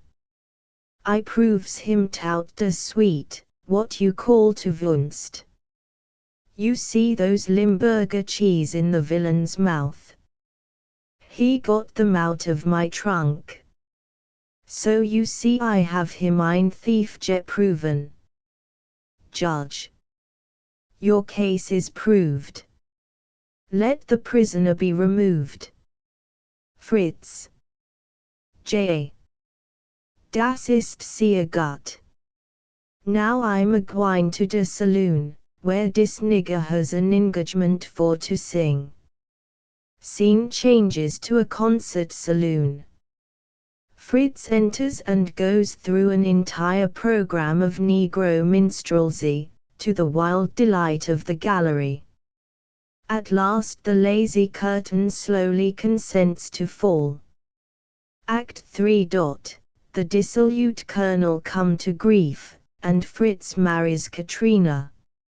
If you want to know all about it, go to the theater. I don't intend to ruin the establishment by giving the public the whole play for the ridiculous sum which is charged for this copy of Punchinello. The third act is the last of the play, and when the curtain falls, the audience immediately proceeds to pick Emmett to pieces. Boy in the gallery. Ain't he just tip, though? I've seen him lots o' times at Tony Pastor's, and I allers knowed he'd be a big thing if the Bowery or the Ishia Theatre got a hold on him. Young lady, isn't it frightfully low? The idea of Mr. Warlock permitting this Negro minstrelsy in his theatre. To be sure Mr. Emmett is funny, but I hate to see people funny in this place. Old gentleman. My dear. Don't be absurd. Suppose Mr. Emmett has been a minstrel, is that any proof that he can't be an actor? The young fellow has his faults, but they will wear off in time, and he is brimful of real talent. The play isn't a model of excellence, but it was made to show Emmett's strong points, and it answers its purpose. Shall we cry down a talented and promising young actor simply because he has been a minstrel, and now has the audacity to play at Warlock's? And besides, haven't we seen pantomime, and Legs, and Lotta, and Dan Bryant at Warlock's? You never objected to any of the illegitimacies that have preceded Fritz, why then should you begin now? Give Emmett and Gayla a chance. At any rate they can make you laugh, which is something that Boucicault with his Lost at Sea did not do. Matador. A parable about the 12th of July. In a far distant land, beyond the sea, there dwelt an orange lily. Separated from it by a very absurd and useless ditch, a green shamrock spread its trefoil leafage to the sun, and grew greener every day.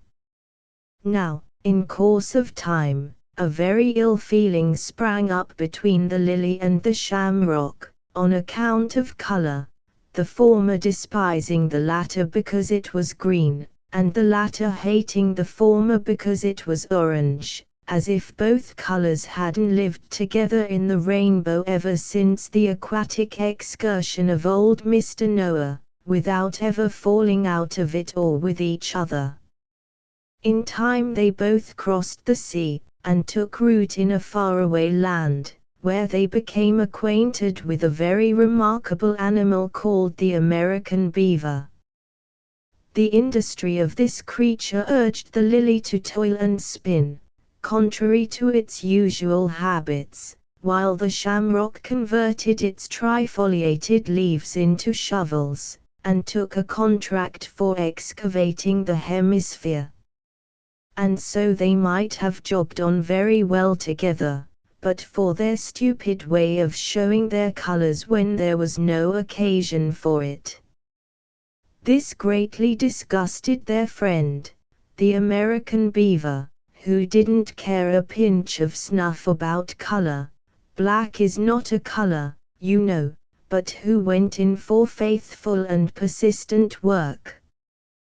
One beautiful 12th of July, the lily arose very early in the morning, and, shaking out her orange leaves, defied the shamrock to come on. The shamrock came on.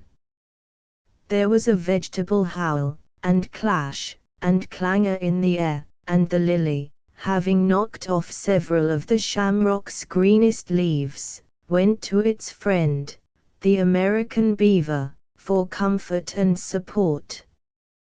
But the American beaver, instead of countenancing the lily, said, "Look here, Lily, I guess you are about the greatest fool I ever did see, except, perhaps, the shamrock. As long as you two stick to your work, instead of sticking out your colors and sticking your knives into each other, I am very glad to have you for neighbors. But now that you have shown yourselves to be jackasses instead of vegetables, I would not give an American beaver damn for the two of you." Condensed Congress. Senate. Pleasant philosopher tells us that blessings brighten as they take their flight. the flight of Congress may be regarded as a blessing. But congressmen do not brighten. Punchinello listens in vain for the swan song of Sumner, and looks longingly, without being gratified by the spectacle of the oratorical funeral pyre of Nye. Almost the only gleam of humor he discerns in his weekly wading through the watery and windy wastes of the congressional globe is a comic coruscation by Mr. Cameron. Mr. McCreery had the abominable impudence to introduce a bill relieving the disabilities of a few friends of his in Kentucky. Mr. Cameron objected upon the ground that one of these persons was named Smith, and used to be a New York Street Commissioner. Any man who had been a New York Street Commissioner ought to be hanged as soon as any decent pretext could be found for hanging him. Murmurs of approbation from the New York reporters. Still, this was not his main objection to Smith. The Smith family had furnished more aid and comfort to the rebel army than any other family in the South. No Smith should, with his consent, be permitted to participate in the conduct of a government which so many Smiths had conspired to overthrow. Moreover, this was an incorrigible Smith. It was an undisputed fact that Smith had given up a lucrative office to follow his political convictions. Such a man could not be viewed by senators with any other feelings than those of horror and disgust. Let them reflect what would be the effect of polluting this body, as by this bill it was proposed to make it possible to do, with a man so dead to all the common feelings of our nature that he would set up his own conceits against the practice of his fellow senators, and the rewards of a grateful country. This settled the fate of Smith, but the rest of Mr. McCreery's friends, being obscure persons, were let in spite of the barbaric yawp of Drake, who said that the next thing would be a proposition to enact a similar outrage in Missouri, and thereby abet the efforts of the bold bad men who were trying to get him out of his seat. House. Sklenk insisted upon the tariff. He had been visited by delegations from the great heart of the nation, who assured him that the great heart of the nation yearned for an immediate increase of the duty on various articles which competed with the articles manufactured by the members of the delegation. No longer ago than yesterday a manufacturer of double-back action jack planes had assured him that the single forward action jack planes poured upon our shores by the pauper labor of Europe, were, so to speak, shaving off the edge of the national life. A gentleman whose name was known to the uttermost parts of the civilized world, who had shed new luster upon the American name by the great boon he had bestowed upon mankind in the American self-filling rotary bird of freedom inkstand with revolving lid, had said, with the tears of patriotic shame and sorrow in his eyes, that there were recreant writers who preferred to purchase the Birmingham inkstand, which required to be filled, did not rotate, and had no revolution to its lid, at 50 cents, than to secure his own triumph of American ingenuity at $10. Such misguided men must be taught their duty to their native land. Mr. Sklenk moved an increase to 4,000% ad valorem on the foreign jack plane, which he characterized as a tool of tyranny, and the Birmingham inkstand. The thing was done. Mr. Dawes said he was disgusted. Everybody's jobs were put through except his. He threatened to go home and tell his constituents. Mr. Peters suggested that Mr. Dawes had better go out and take something soothing. Mr. Peters is from Maine, and his remark will probably be understood there. If he might be pardoned the liberty, he would recommend a little ice in it. Mr. Dawes said he could do his own drinking. As for Peters, he scorned him. Moreover, Peters was one-eyed. Mr. Peters appealed to his record to show that he had two eyes. He did not understand the anger of Mr. Dawes. Of course, when he suggested a drink, he assumed the responsibility of paying for it. Mr. Dawes said that altered the case entirely. He took pleasure in withdrawing his hasty remarks, and in assuring the House that he profoundly venerated Peters, and that Peters had two perfect eyes of unusual expressiveness. Mr. Bingham called attention to the case of Mr. Porter, who had been smitten on the nose by a vile creature whom he declined to drink with. This was a blow at the national life, and he thought the punishment of treason was imperatively demanded. Mr. Butler said he had been kicked once. He assured the House that the sensation was repugnant to his feelings as a man, much more as a congressman.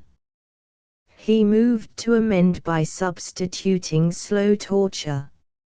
It was finally resolved to put the wretch in irons and feed him on bread and water. A drowsy con. When a man is sleepy, what sort of transformation does he desire? He wishes he were abed. An anecdote of the good old square kind. Mrs. Pringlewood, having been afflicted with a chimney that smoked, sent for a chimney doctor to cure it.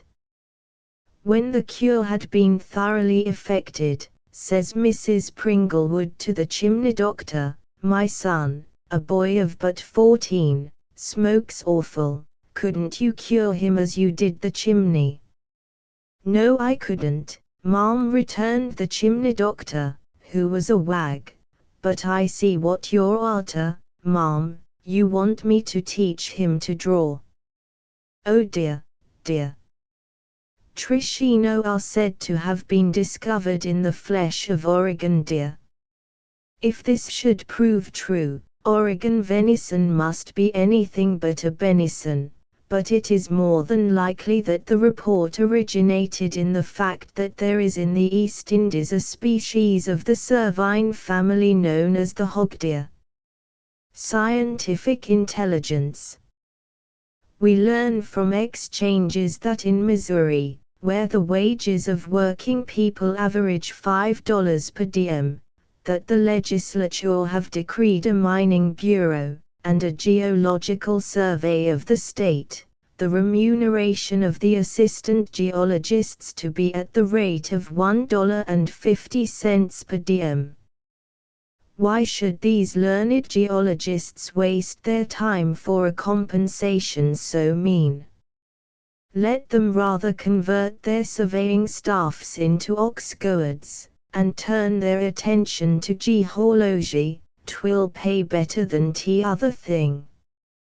Men and Manners / the following paragraph, cut from a newspaper, suggests a good deal. A Hindu cabby, before mounting the box and taking the reins, always first prays that his driving may be to the glory of his God. Now this is precisely what the New York hackman invariably does before he gathers up the reins and urges on his galled jades. He curses his horses, his passengers, and his own eyes, and thus commends his driving to the glory of his God, whose other name is Lucifer. A T. Stewart and Company. are offering a splendid assortment of the latest Paris novelties. In Roman, Ecosize, Cario, brooch, chine, gross grain and taffeta sash ribbons, in the most desirable widths and shades of color. Also, velvet ribbons, trimming ribbons, neckties, and C. Great inducements to purchasers. Broadway, 4th Avenue, 9th and 10th Streets. Punchinello. The first number of this illustrated humorous and satirical weekly paper was issued under date of the 2nd of April, 1870. The press and the public in every state and territory of the Union endorse it as the best paper of the kind ever published in America. Contents entirely original. Subscription for 1 year, with $2 premium, $4 6 months, without premium. 2.003 months. 1.00 single copies mailed free. 4.10 We offer the following elegant premiums of L. Prang and Company's chromos for subscriptions as follows: a copy of paper for 1 year, and The Awakening, a litter of puppies. Half chromo. Size 8-3/8 by 11-1/8, $2 picture, $4 a copy of paper for 1 year and either of the following $3 chromos, Wild Roses. 12-1/8x9. Dead Game. 11-1/8x8-3/8. Easter Morning. 6-3/4x10-1/4, $5 a copy of paper for 1 year and either of the following $5 chromos, Group of Chickens, Group of Ducklings, Group of Quails. Each 10x12-1/8. The Poultry Yard. 10-1/8x14 The Barefoot Boy, Wild Fruit. Each 9-3/4x13. Pointer and Quail, Spaniel and Woodcock. 10x12, $6.50 a copy of paper for 1 year and either of the following $6 chromos, The Baby in Trouble, The Unconscious Sleeper, The Two Friends. Dog and Child. Each 13x16-1/4. Spring, Summer, Autumn, 12-7/8x16-1/8. The Kids Playground. 11x17-1/2, $7 a copy of paper for 1 year and either of the following $7.50 chromos, Strawberries and Baskets. Cherries and Baskets. Currants. Each 13x18. Horses in a Storm. 22-1/4x15-1/4. 6 Central Park Views. A set. 9-1/8x4-1/2, $8 a copy of paper for 1 year and 6 American landscapes. A set. 4-3/8x9, price $9.00, $9 a copy of paper for 1 year and either of the following $10 chromos, Sunset in California. Bierstadt, 18-1/2x12 Easter morning. 14x21. Correggio's Magdalene. 12-1/4x16-3/8. Summer fruit and autumn fruit. Half chromos. 15-1/2x10-1/2. Companions. Price $10 for the two. For $10 remittances should be made in PO orders, drafts, or bank checks on New York, or registered letters. The paper will be sent from the first number, April 2d, 1870, when not otherwise ordered. Postage of paper is payable at the office where received, 20 cents per year, or 5 cents per quarter, in advance. The chromos will be mailed free on receipt of money. Canvassers wanted, to whom liberal commissions will be given. For special terms address the company. The first 10 numbers will be sent to anyone desirous of seeing the paper before subscribing, for 60 cents. A specimen copy sent to anyone desirous of canvassing or getting up a club, on receipt of postage stamp. Address: Punchinello Publishing Co., P.O. Box 2783. Number 83 Nassau Street, New York.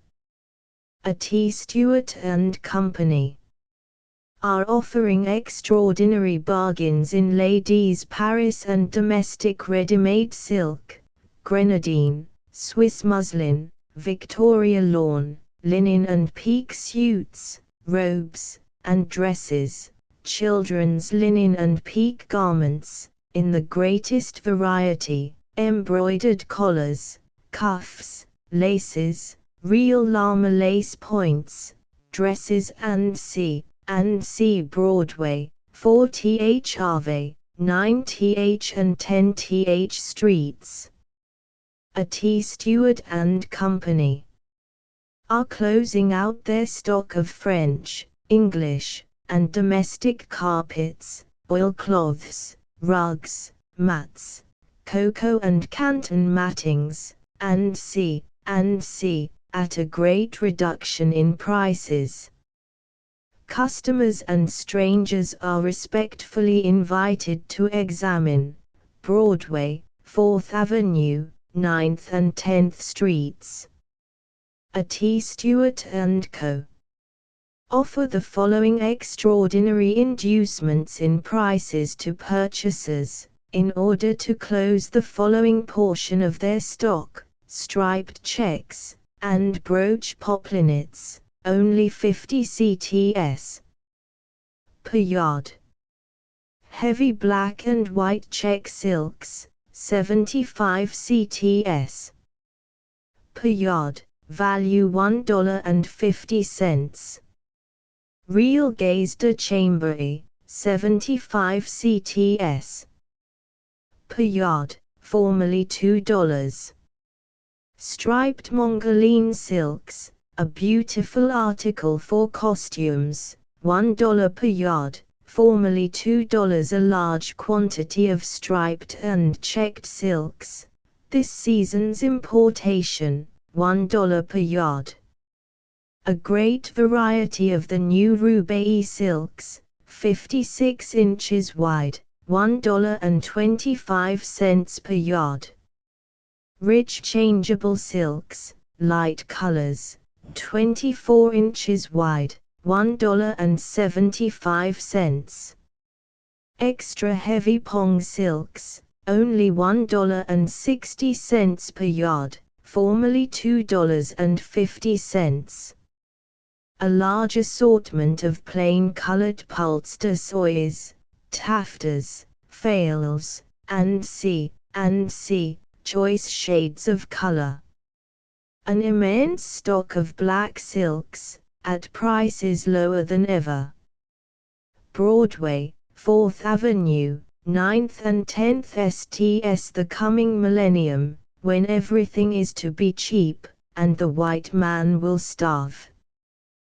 Tourists and leisure travelers will be fined to learn that the Erie Railway Company has prepared combination excursion or round-trip tickets, valid during the entire season, and embracing Ithaca, headwaters of Cayuga Lake, Niagara Falls, Lake Ontario, the River St. Lawrence, Montreal, Quebec, Lake Champlain, Lake George, Saratoga, the White Mountains, and all principal points of interest in northern New York, the Canadas, and New England. Also similar tickets at reduced rates, through Lake Superior, enabling travelers to visit the celebrated Iron Mountains and copper mines of that region. By applying at the offices of the Erie Railway Company, numbers 241, 529 and 957 Broadway, 205 Chambers Street, 38 Greenwich Street, Cor.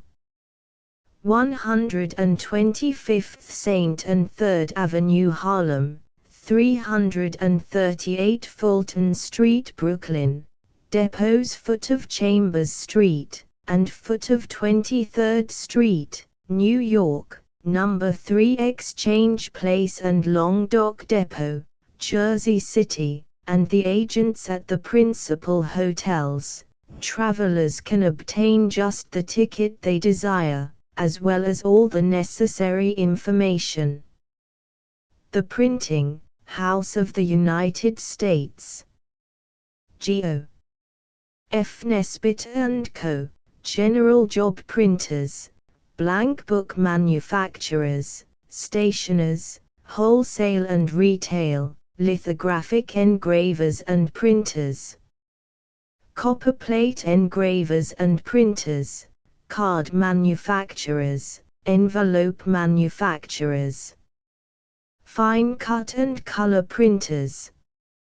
163, 165, 167, and 169 Pearl St. 73, 75, 77, and 79 Pine St., New York. Advantages. All on the same premises, and under immediate supervision of the proprietors. Prang's latest publications, Wildflowers, Waterlilies, Chas. Dickens. Prang's chromos sold in all art and bookstores throughout the world. Prang's illustrated catalogue sent free on receipt of stamp.l. Prang & Co., Boston. Punchinello. With a large and varied experience in the management and publication of a paper of the class herewith submitted, and with the still more positive advantage of an ample capital to justify the undertaking, the Punchinello Publishing Co. of the City of New York presents to the public for approval the new illustrated humorous and satirical weekly paper, Punchinello, the first number of which was issued under date of April 2. Original articles, suitable for the paper, and original designs, or suggestive ideas or sketches for illustrations, upon the topics of the day, are always acceptable and will be paid for liberally. Rejected communications cannot be returned, unless postage stamps are enclosed. Terms: 1 copy per year, in advance, $4 single copies. 10 a.m. specimen copy will be mailed free upon the receipt of 10 cents. 1 copy, with the Riverside magazine, or any other magazine or paper, price $2.50 for 5.501 copy, with any magazine or paper, price $4 for 7.00 all communications, remittances, etc., to be addressed to Punchinello Publishing Co., No. 83 Nassau Street, P.O. Box 2783, New York. The Mystery of Mr. E. Drood. The new burlesque serial, written expressly for Punchinello, by Orpheus C. Kerr, commenced in number 11. Will be continued weekly throughout the year. A sketch of the eminent author, written by his bosom friend, with superb illustrations of 1st the author's palatial residence at Bagad's Hill, Tickner's Fields, New Jersey. 2nd the author at the door of said palatial residence taken as he appears every Saturday will also be found in the same number. Single copies, for sale by all newsmen, or mailed from this office, free, 10 cents. Subscription for 1 year, 1 copy, with $2 chromo premium. $4. Those desirous of receiving the paper containing this new serial, which promises to be the best ever written by Orpheus C. Kerr, should subscribe now, to ensure its regular receipt weekly. We will send the first 10 numbers of Punchinello to anyone who wishes to see them, in view of subscribing, on the receipt of 60 cents. Address: Punchinello Publishing Company, P.O. Box 2783, 83 Nassau Street, New York. G.O. W. Wheat & Co., Printer, No. 8 Spruce Street. Asterisk asterisk asterisk End of the Project Gutenberg ebook Punchinello, Volume 1, No. 18, the 30th of July 1870 asterisk asterisk asterisk Updated editions will replace the previous one, the old editions will be renamed. Creating the works from print editions not protected by U.S. copyright law means that no one owns a United States copyright in these works, so the Foundation, and you, can copy and distribute it in the United States without permission and without paying copyright royalties. Special rules, set forth in the general terms of use part of this license, apply to copying and distributing Project Gutenberg trademark symbol electronic works to protect the Project Gutenberg trademark symbol concept and trademark. Project Gutenberg is a registered trademark, and may not be used if you charge for an ebook, except by following the terms of the trademark license, including paying royalties for use of the Project Gutenberg trademark. If you do not charge anything for copies of this ebook, complying with the trademark license is very easy. You may use this ebook for nearly any purpose such as creation of derivative works, reports, performances and research. Project Gutenberg ebooks may be modified and printed and given away. You may do practically anything in the United States with ebooks not protected by U.S. copyright law. Redistribution is subject to the trademark license, especially commercial redistribution. Start. Full license. The full Project Gutenberg license. Please read this before you distribute or use this work to protect the Project Gutenberg trademark symbol mission of promoting the free distribution of electronic works. by using or distributing this work, or any other work associated in any way with the phrase Project Gutenberg, you agree to comply with all the terms of the full Project Gutenberg trademark symbol license available with this file or online at www.gutenberg.org/license.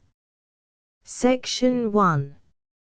General Terms of Use and Redistributing Project Gutenberg Trademark Symbol Electronic Works 1.0. By reading or using any part of this Project Gutenberg trademark symbol electronic work, you indicate that you have read, understand, agree to and accept all the terms of this license and intellectual property, trademark/copyright, agreement. If you do not agree to abide by all the terms of this agreement, you must cease using and return or destroy all copies of Project Gutenberg trademark symbol electronic works in your possession. If you paid a fee for obtaining a copy of or access to a Project Gutenberg trademark symbol electronic work and you do not agree to be bound by the terms of this agreement, you may obtain a refund from the person or entity to whom you paid the fee as set forth in paragraph 1.e.8. 1.b Project Gutenberg is a registered trademark. It may only be used on or associated in any way with an electronic work by people who agree to be bound by the terms of this agreement. There are a few things that you can do with most Project Gutenberg trademark symbol electronic works even without complying with the full terms of this agreement. See paragraph 1.c below. There are a lot of things you can do with Project Gutenberg trademark symbol electronic works if you follow the terms of this agreement and help preserve free future access to Project Gutenberg trademark symbol electronic works. See paragraph 1.e below. 1.c.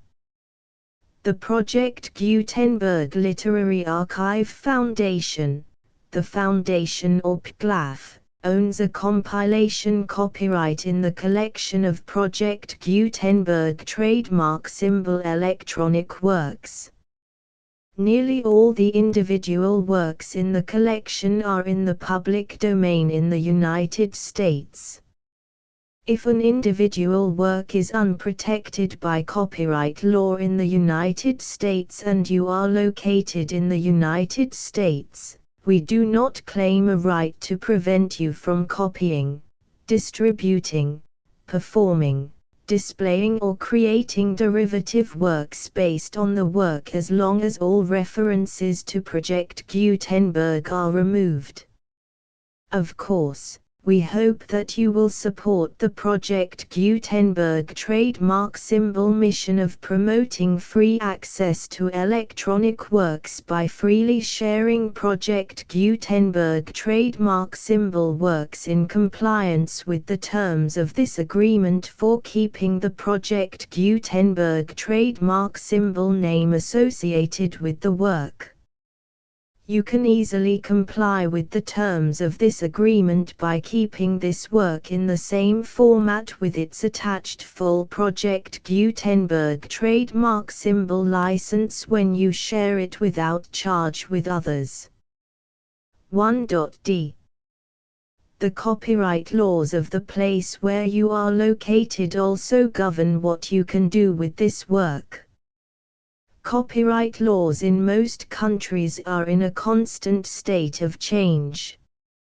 If you are outside the United States, check the laws of your country in addition to the terms of this agreement before downloading, copying, displaying, performing, distributing or creating derivative works based on this work or any other Project Gutenberg trademark symbol work.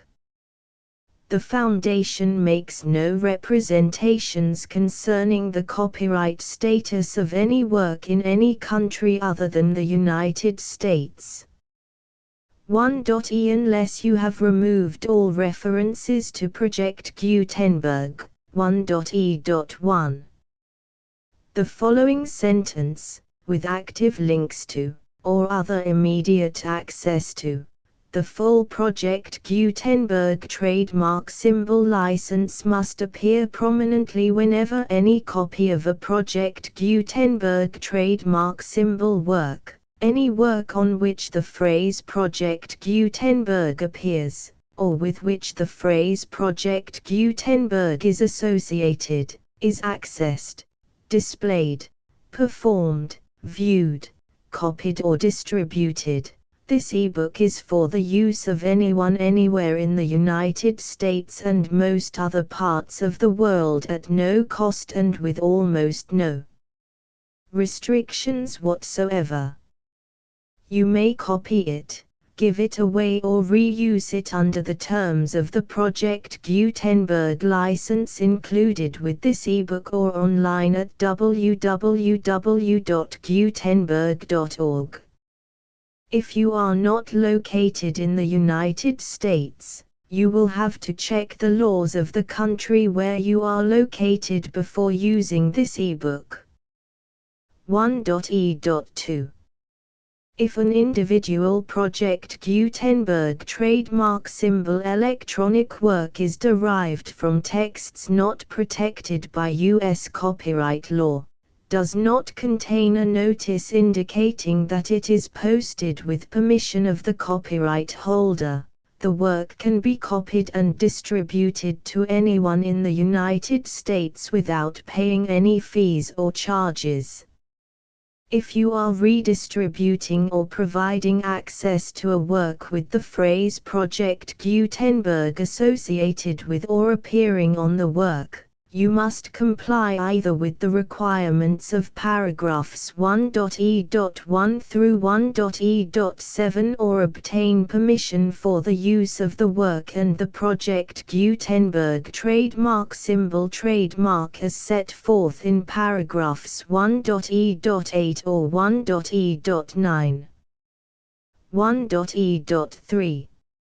If an individual Project Gutenberg trademark symbol electronic work is posted with the permission of the copyright holder, your use and distribution must comply with both paragraphs 1.e.1 through 1.e.7 and any additional terms imposed by the copyright holder.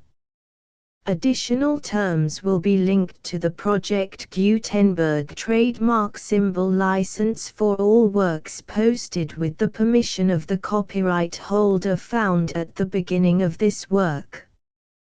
1.e.4. Do not unlink or detach or remove the full Project Gutenberg trademark symbol license terms from this work, or any files containing a part of this work or any other work associated with Project Gutenberg trademark symbol. 1.e.5.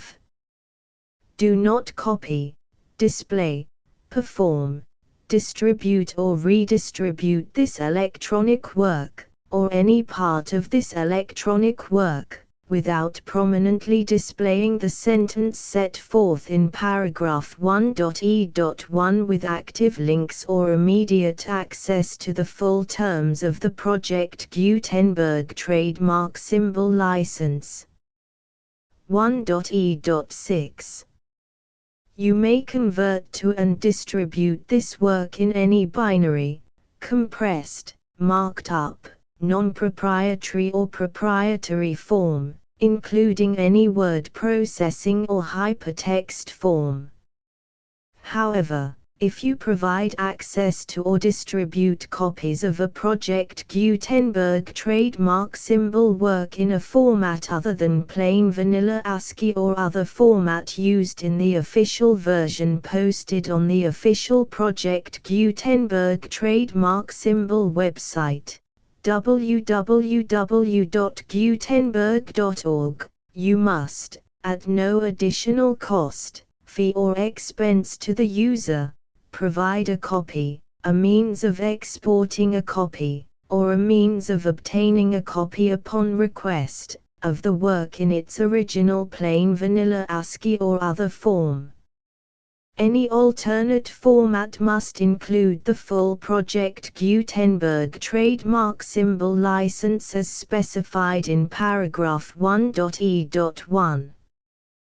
1.e.7. Do not charge a fee for access to, viewing, displaying, performing, copying or distributing any Project Gutenberg trademark symbol works unless you comply with paragraph 1.e.8 or 1.e.9. 1.e.8. You may charge a reasonable fee for copies of or providing access to or distributing Project Gutenberg trademark symbol electronic works provided that you pay a royalty fee of 20% of the gross profits you derive from the use of Project Gutenberg trademark symbol works calculated using the method you already use to calculate your applicable taxes. The fee is owed to the owner of the Project Gutenberg trademark symbol trademark, but he has agreed to donate royalties under this paragraph to the Project Gutenberg Literary Archive Foundation. Royalty payments must be paid within 60 days following each date on which you prepare, or are legally required to prepare, your periodic tax returns. Royalty payments should be clearly marked as such and sent to the Project Gutenberg Literary Archive Foundation at the address specified in Section 4, Information about donations to the Project Gutenberg Literary Archive Foundation. You provide a full refund of any money paid by a user who notifies you in writing, or by email, within 30 days of receipt that he does not agree to the terms of the full Project Gutenberg trademark symbol license. You must require such a user to return or destroy all copies of the works possessed in a physical medium and discontinue all use of and all access to other copies of Project Gutenberg trademark symbol works. You provide, in accordance with paragraph 1.f.3, a full refund of any money paid for a work or a replacement copy, if a defect in the electronic work is discovered and reported to you within 90 days of receipt of the work. You comply with all other terms of this agreement for free distribution of Project Gutenberg trademark symbol works. 1.e.9. If you wish to charge a fee or distribute a Project Gutenberg trademark symbol electronic work or group of works on different terms than are set forth in this agreement, you must obtain permission in writing from the Project Gutenberg Literary Archive Foundation, the manager of the Project Gutenberg trademark symbol trademark. Contact the Foundation as set forth in Section 3 below. 1.f1.f.1. Project Gutenberg volunteers and employees expend considerable effort to identify, do copyright research on, transcribe and proofread works not protected by U.S. copyright law in creating the Project Gutenberg trademark symbol collection.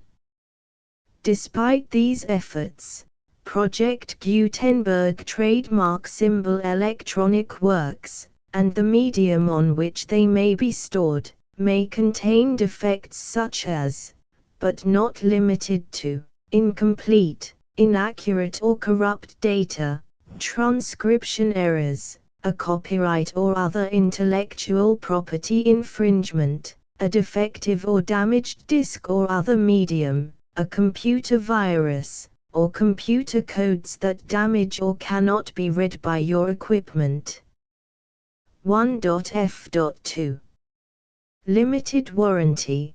Disclaimer of damages, except for the right of replacement or refund described in paragraph 1.f.3. The Project Gutenberg Literary Archive Foundation, the owner of the Project Gutenberg trademark symbol trademark, and any other party distributing a Project Gutenberg trademark symbol electronic work under this agreement, disclaim all liability to you for damages, costs and expenses, including legal fees. You agree that you have no remedies for negligence, strict liability, breach of warranty or breach of contract except those provided in paragraph 1.f.3. You agree that the Foundation, the trademark owner, and any distributor under this agreement will not be liable to you for actual, direct, indirect, consequential, punitive or incidental damages even if you give notice of the possibility of such damage.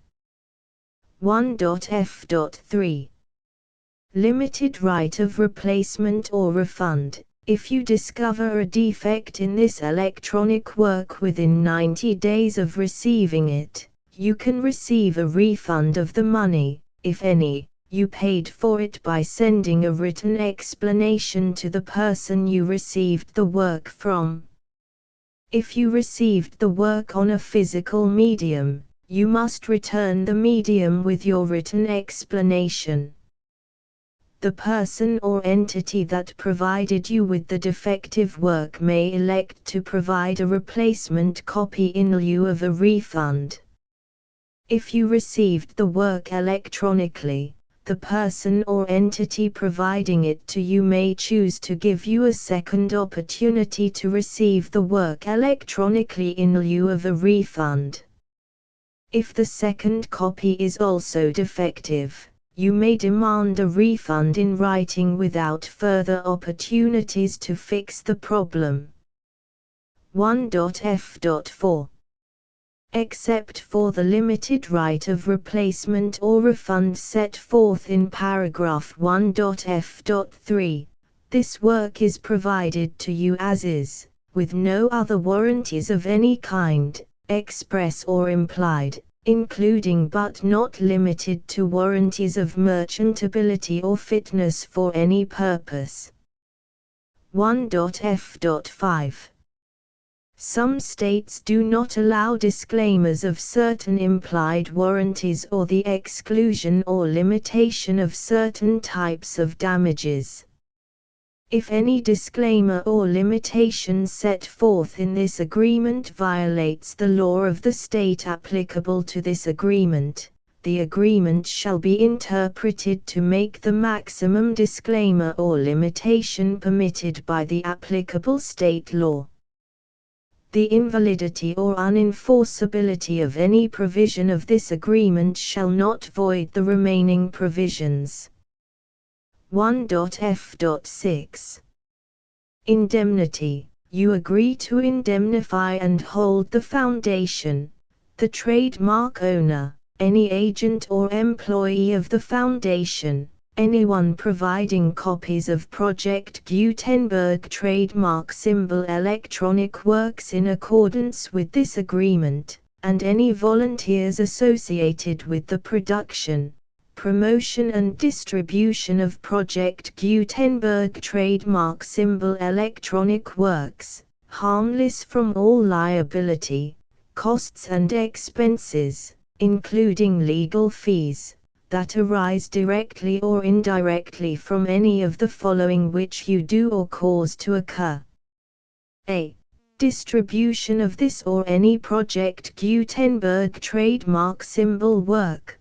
B. Alteration, modification, or additions or deletions to any Project Gutenberg trademark symbol work, and c. Any defect you cause. Section 2.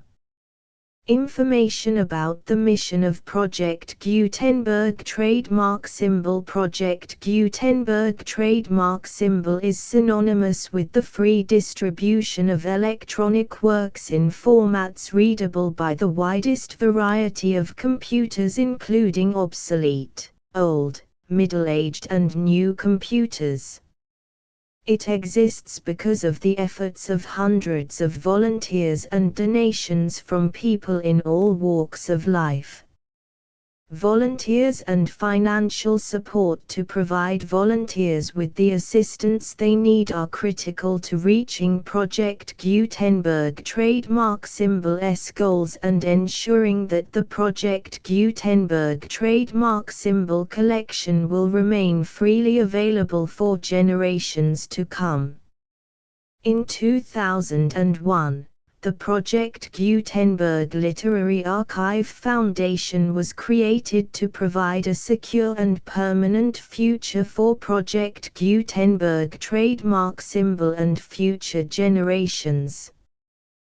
To learn more about the Project Gutenberg Literary Archive Foundation and how your efforts and donations can help, see sections 3 and 4 and the Foundation information page at www.gutenberg.org.